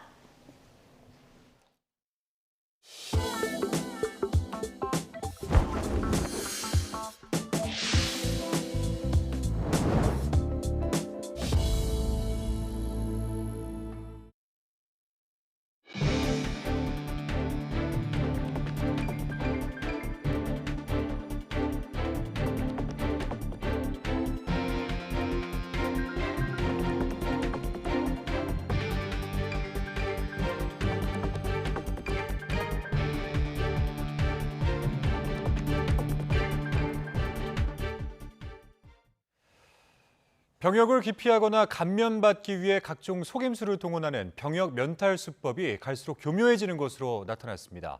안규백 더불어민주당 의원이 병무청 등으로부터 제출받은 국감 자료에 따르면 지난 2012년 7종이었던 병역 면탈 수법은 확인된 것만 47종으로 늘어난 것으로 파악됐습니다. 신종 수법으로는 지적장애 위장, 동공장애 위장, 고위 아토피 악화, 중이염 유발, 성정체성 장애 위장 등이 꼽혔습니다. A씨는 병원 혈압 측정 때 격한 뜀뛰기와 다량의 흡연으로 혈압 수치를 높여 진단서를 발급받은 뒤 병역 처분 변경원에 제출해 4급 판정을 받은 것으로 나타났습니다. 병역 면탈 행위가 조직적으로 이뤄진 사례도 있는데 지난 2020년 K3 리그 출신 축구선수 B씨와 동료 선수 등 4명은 고의로 아령을 쥔 채 손목을 늘어뜨린 뒤 무리하게 돌려 인대 수술을 받는 방식으로 4급 보충역 판정을 받기도 했습니다. 국회 국방위원회에 병무청 국정감사를 뜨겁게 달군 것은 다름 아닌 BTS의 병역 이행 문제였습니다. BTS도 예외 없이 군복무를 해야 한다 이런 의견과 국위 선양의 선봉에 선 BTS가 입대로 해체돼서는 안 된다 이런 의견이 팽팽히 맞선 겁니다. 홍주혜 기자가 보도하겠습니다. 이기식 병무청장은 BTS도 군복무를 하는 게 바람직하다고 본다고 밝혔습니다. 지난 4일 국방부 국정감사 때 이종섭 장관의 답변과 같습니다. 병역 의무 이행은 제일 중요한 게 공정성입니다. 그리고 형평성이고 이러한 차원에서 본다면은 BTS도 군 복무를 하는 것이 바람직하다고 생각합니다. 여당 일부 의원들도 병무청장의 의견에 힘을 실었습니다. 군대는 때 되면 알아서들 갈 테니까라는 BTS 멤버의 노래 가사를 인용하며 당사자가 입대 의사를 분명히 밝혔다고 강조했습니다. BTS가 대체 복무를 할 수 있도록 병역법을 개정해야 한다는 일각의 목소리도 비판했습니다. 대한민국 국민이라면 모두가 지켜야 할 4대 의무 중 하나가 국방의 의무입니다. 특정인을 위해서 법을 고친다면 그야말로 위인 설법이라고 할 수밖에 없습니다. 반면 야당은 BTS에게 병역 특례 혜택을 주는 게 국익이라고 맞섰습니다. 멤버들이 차례로 입대하면 그룹 해체가 불가피한데 이는 국가적인 손실이란 겁니다. BTS가 우리 대한민국에 끼친 영향, 전 세계에 끼친 영향을 생각하면은 이건 병사로서 국방 임무를 하는 것보다 훨씬 더 많은 대한민국에 플러스를 주었다고 생각할 수밖에 없습니다. BTS 병역과 관련해 사회적 합의를 이룰 구체적 계획이 있느냐는 질의에 이기식 청장은 특별히 계획을 갖고 있진 않다고 답했습니다. 현행 병역법상 대중문화예술 분야 우수자에 해당하는 BTS 멤버들은 만 30살까지 입영을 연기할 수 있습니다. 이에 따라 BTS에서 가장 나이가 많은 진은 올해 안에 입대를 해야 합니다. 이런 가운데 국회 국방위원회엔 예술체육요원 편입 대상에 BTS 등 대중문화예술인을 포함하는 내용의 병역법 개정안 3건이 계류돼 있어 어떤 결론이 나올지 주목됩니다. YTN 홍주혜입니다. 삼성전자의 3분기 영업이익이 1년 전보다 30% 이상 급감하며 11조 원에 못 미쳤습니다. 삼성전자는 올해 3분기 실적을 잠정 집계한 결과 매출 76조 원의 영업이익 10조 8천억 원을 기록했다고 공시했습니다. 지난해보다 매출은 2.7% 증가했지만 영업이익은 32% 감소했습니다. 이 같은 실적 부진은 글로벌 경기 침체에 따른 수요 위축과 메모리 반도체 가격 하락세로 반도체 업황이 악화됐기 때문으로 분석되고 있습니다. 윤석열 대통령은 외환 수급, 금융자본시장 등 각 분야 이 경제 안전판을 선제적으로 구축하라고 강조했습니다. 특히 복합적인 경제 위기가 지속할 것으로 보이는 만큼 국민이 안심할 때까지 정부가 긴장의 끈을 놓아서는 안 된다고 당부했는데요. 비상경제 민생회의 모두 발언 직접 들어보겠습니다. 외환 수합 이런 것들을 비롯해서 이미 발표한 조치에 더해서 안전판을 선제적으로 확대해 나가겠습니다. 자본시장에 대해서도 상황에 따라서 필요한 시장 안정 조치가 즉각 시행되도록 할 것입니다. 아울러서 외국인의 주식 채권 투자를 활성화하기 위해서 낡은 제도와 규제도 걷어내고 해외 자금의 국내 자본시장 유입을 촉진시키겠습니다. 올해 연간으로 상당 규모의 경상수지 흑자가 예상되기는 하지만 이러한 흑자 기조가 지속될 수 있도록 선제적으로 대비하겠습니다. 국민들께서 안심하실 때까지 우리 정부는 긴장의 끈을 놓아서는 안 될 것입니다. 더불어민주당 의원들이 현무2 발사 실패 사고가 발생했던 군부대를 방문해 낙탄 현장을 확인하려 했지만 군 당국이 막아서며 부대 안으로 진입하지를 못했습니다. 의원들은 은폐 축소 시도가 의심된다면서 강하게 반발했는데요. 직접 들어보겠습니다. 국민을 무시하는 것이고 언론을 무시하는 건 저사입니다. 들어가는 출입 조치는 단장이 허락할 수 있는 것인데 국방부 장관과 합참 의장이 맡고 있습니다. 뭐가 두려워서 맡고 있습니까? 군 당국과 대통령실에 분명히 요구합니다. 더 이상 진실을 은폐하지 말고 국민들에게 떳떳하게 진실을 공개하시기 바랍니다. 총괄 지휘관으로서 저는 이 사건에 대해서 그 결과에 따라서 후속 조치를 철저히 할 생각이며 대북 억제력과 저희들이 해야 할 바를 꾸준히 물러섬 없이 해나가도록 하겠습니다. 이스타항공 채용비리 사건을 수사 중인 검찰이 회사 창업주 이상직 전 의원과 최종구 전 대표에 대한 신병 확보 절차에 착수했습니다. 전주지검은 오늘 업무방해 혐의로 이 전 의원과 최 전 대표에 대한 사전 구속영장을 청구했다고 밝혔습니다. 이들은 이스타항공 승무원과 부조종사 채용 과정에서 인사팀의 특정 지원자들을 추천해 합격하게 한 혐의 등을 받고 있습니다. 네, 경남 창원의 한 공장에서 자동 수화 설비에 이산화탄소가 누출되는 사고가 나서 작업자 1명이 숨지고 3명이 병원으로 옮겨졌습니다. 오늘 아침 8시쯤 경남 창원시 성산구 자동차 부품 제조 업체의 변전실에서 자동 수화 설비에 이산화탄소가 누출되는 사고가 났습니다. 이 사고로 61살 A씨가 숨지고 36살 B씨 등 3명이 가스를 흡입해 병원으로 옮겨져 치료를 받고 있습니다. 창원소방본부는 사고 당시 3명이 작업하다 1명은 스스로 탈출했고 안에 있던 2명을 구하기 위해 들어갔던 2명도 부상을 입었다고 설명했습니다. 네, 원자력 발전소의 외부 전력 공급이 끊기는 이 비상사태에 대비하기 위한 것이 바로 비상 디젤 발전기입니다. 일본 후쿠시마 원전 사태로 그 중요성이 다시금 부각됐었죠. 그런데 국내 대부분 원전의 비상 디젤 발전기가 실제 비상 상황에서 화재나 오작동이 일어날 경우 무용지물이 될 수 있다는 우려가 제기됐습니다. 김진두 기자의 단독 보도입니다. 일본 후쿠시마 원전 사고는 대지진과 해일로 전원이 끊기면서 시작됐습니다.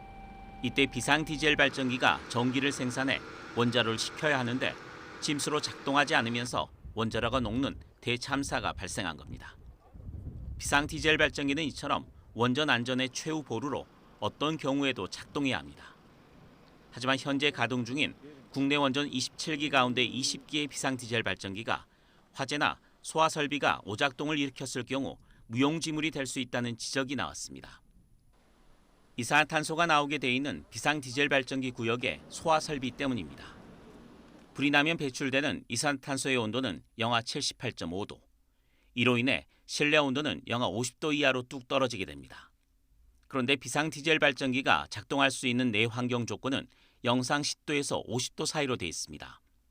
따라서 극좋은 상태에서도 발전기가 제대로 작동하는지 확인해야 하지만 관련 시험은 한 번도 없었습니다. 100회의 기동 및 부하 시험을 해서 한 번도 실패 없이 정상 작동해야 원자력 발전소에 사용할 수가 있습니다. 그런데 이산화탄소가 방출되는 극저온의 열악한 환경에서도 제대로 기기 작동이 가능한지 여부를 확인하는 시험을 한 사례는 단 한 군데도 없습니다. 심지어 이산화탄소 소화 설비는 원전의 안전 규정도 명백하게 위반하도록 설계돼 있습니다. 이산화탄소 소화 설비는 화재가 감지되면 자동 폐쇄 장치로 해당 구역을 우선 격리합니다. 이어 그 위치에 밸브를 개방시켜 이산화탄소를 방출해 불을 끄게 됩니다. 이 과정에서 작동하는 자동 폐쇄 장치는 원자로 시설 중 안전 등급, 소화 설비는 비안전 등급으로 분류된 설비입니다. 원자로 시설의 안전등급과 등급별 규격에 관한 규정은 비안전등급 설비는 안전등급 설비와 연동되지 않아야 한다고 돼 있습니다. 안전등급 설비는 문제가 생겼을 경우 원자로 안전과 직결되는 설비입니다. 그런데 덜 중요한 비안전 설비가 안전 설비를 작동시킨다는 건 말이 안 되는 거죠. 이산화탄소 소화 설비가 국내 경수로 원전으로 확산한 과정도 명확하지 않습니다. 초기 원전인 고리 3, 4호기와 한빛 1, 2호기는 건설 당시 미 원자력 규제위원회의 요건에 따라 물을 사용하는 스프링클러 방식으로 운영됐습니다. 하지만 이후 국내 주도로 건설한 한빛 3, 4호기부터는 소화 설비 방식이 모두 이산화탄소로 바뀌었습니다. 그런데 가장 최근에 건설돼 운영허가 심사에 들어간 신고리 5, 6호기는 안전 문제로 다시 스프링클러 방식을 선택했습니다. 누가 어떤 과정을 거쳐 물에서 극초원의 이산화탄소 방식으로 바꿨는지 모릅니다. 그런데 아무도 문제를 지적하지 않다가 신고리 5, 6호기에서 다시 물로 바꾼 건 무슨 이유일까요? 이런 문제 제기에 대해 원자력안전위원회는 극좋은 상황에서 비상디젤 발전기의 가동 시험을 한 적은 없다고 시인했습니다. 비안전설비와 안전설비의 연동과 관련해서는 연결될 수 있다는 규정을 제시했지만 단순 연결과 다른 설비를 작동하는 연동은 완전히 다른 개념이어서 엄격히 규정을 지켜야 한다고 전문가들은 지적했습니다. 비상디젤 발전기는 2대가 가동 중이어서 문제가 생겨도 충분히 대응할 수 있다는 주장도 있습니다. 하지만 사고 시에 이산화탄소 소화 설비는 동시에 오작동을 일으킬 수 있고 이 경우 모든 비상디젤 발전기는 기능이 상실된 것으로 간주합니다.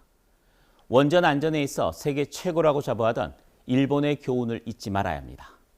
YTN 김유두입니다. 국내에서 두 번째로 긴 해저 터널인 인천 북항터널에서 배수 문제로 도로를 통제한 횟수가 최근 3년 동안 60차례가 넘는 것으로 나타났습니다. 이 바닷물이 제대로 빠지지 않는 것 아니냐는 지적이 제기되면서 시공사가 정밀 조사에 착수하기로 했습니다. 최기성 기자가 보도합니다. 지난 6월 인천 북항터널 내부 모습입니다. 총 길이가 5.5km에 달하는 터널 안 도로에 물이 고이면서 이용자들이 큰 불편을 겪었습니다. 바다 밑으로 지나가는 터널인데 저 물이 어디서 유입이 될까라는 생각이 든 거죠. 불안한 생각도 많이 들고 사실은. 지난 8월 YTN이 관련 내용을 보도한 뒤 이물질 등으로 막혀있던 해당 구간 배수로 배관은 교체했지만 관련 문제는 끊이지 않고 있는 것으로 나타났습니다. 최근 3년 동안 통계를 보면 막힌 배수로를 뚫거나 배수로를 점검하기 위해 차선을 통제한 횟수는 61차례에 달합니다. 물 보수하는 것도 있고 체킹하는 것도 있고 여러 가지 과정이 있었죠. 이제 배수 관련해서 이제 그게 이제 보수도 있을 거고 우리가 물이 새는지 체킹할 수도 있을 거고. 해저 터널은 깊은 지점이 바다 밑 40m 안반층을 지나도록 설계됐는데 하루 평균 5,000톤에 달하는 바닷물이 터널로 들어오면 배수 펌프로 빼내는 방식입니다. 국내 최장 해저 터널인 보령터널 역시 9,000톤 넘는 바닷물을 배수 펌프로 매일 퍼내고 있습니다. 이론대로라면 물고임 현상 등이 없어야 하지만 비슷한 일이 반복되자 시공사가 정밀조사에 나서기로 했습니다. 터널을 시공한 포스코건설은 노면 젖음 현상에 대한 원인 규명과 개선 대책 마련을 위한 조사를 터널 관련 전문기관과 협의하고 있다면서 10월 중 조사를 시작하겠다고 설명했습니다. 또 2012년 착공 당시 기준으로 보면 설계나 시공상 하자는 없다고 해명했습니다. 하루 5만 명이 이용하는 이 중요한 터널이 바닷물이 샌다? 정말 안전에 문제가 있다고 생각합니다. 설계상 문제인지 구조상 문제인지 아니면은 방수를 잘못한 건지 원인이 먼저 나와줘야 합니다. 조사 결과는 12월 중에 발표될 예정입니다. YTN 최기성입니다. 일주일 동안의 국경절 연휴를 보내고 있는 중국에서는 남부의 대표 관광지에 또다시 봉쇄 조치가 내려지면서 여행객들이 집단 항의에 나섰습니다. 마치 드라마 오징어 게임처럼 소총으로 무장한 방역 요원들까지 투입됐는데 이렇게 계엄 수준의 통제가 이루어지는 곳이 한둘이 아니라고 합니다. 베이징에서 간정규 특파원이 보도하겠습니다. 방역복으로 온몸을 가리고 소총을 든 요원들. 드라마 오징어 게임을 패러디한 게시물이 쏟아졌습니다. 하지만 가볍게 웃어넘길 일이 아닙니다. 중국 남부 윈난성의 유명 관광지 시황반나 공항에서 실제로 벌어진 일입니다.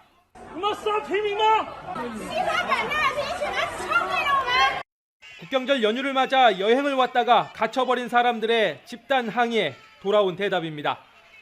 힘으로 제압에 나선 공권력 앞에서 인민들은 중국 국가를 부르며 저항할 뿐입니다.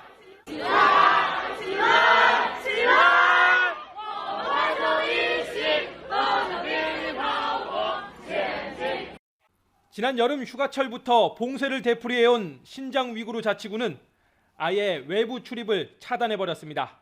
同时呢，也发生了向全国多个省区市外溢的现象。近几天呢，疫情外溢的情况还比较严重。 한국인들에게도 유명한 후난성 장자제도 계엄 수준의 통제에 들어갔습니다.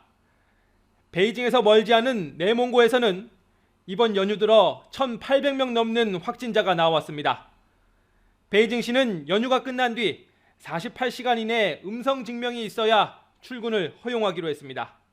중국 공산당은 20차 대회를 앞두고 열심히 잔치 분위기를 띄우고 있지만 일반인들은 국경절 연휴 집엔 잘 돌아갔느냐는 씁쓸한 안부 인사를 주고받아야 하는 처지입니다. 베이징에서 YTN 강정규입니다.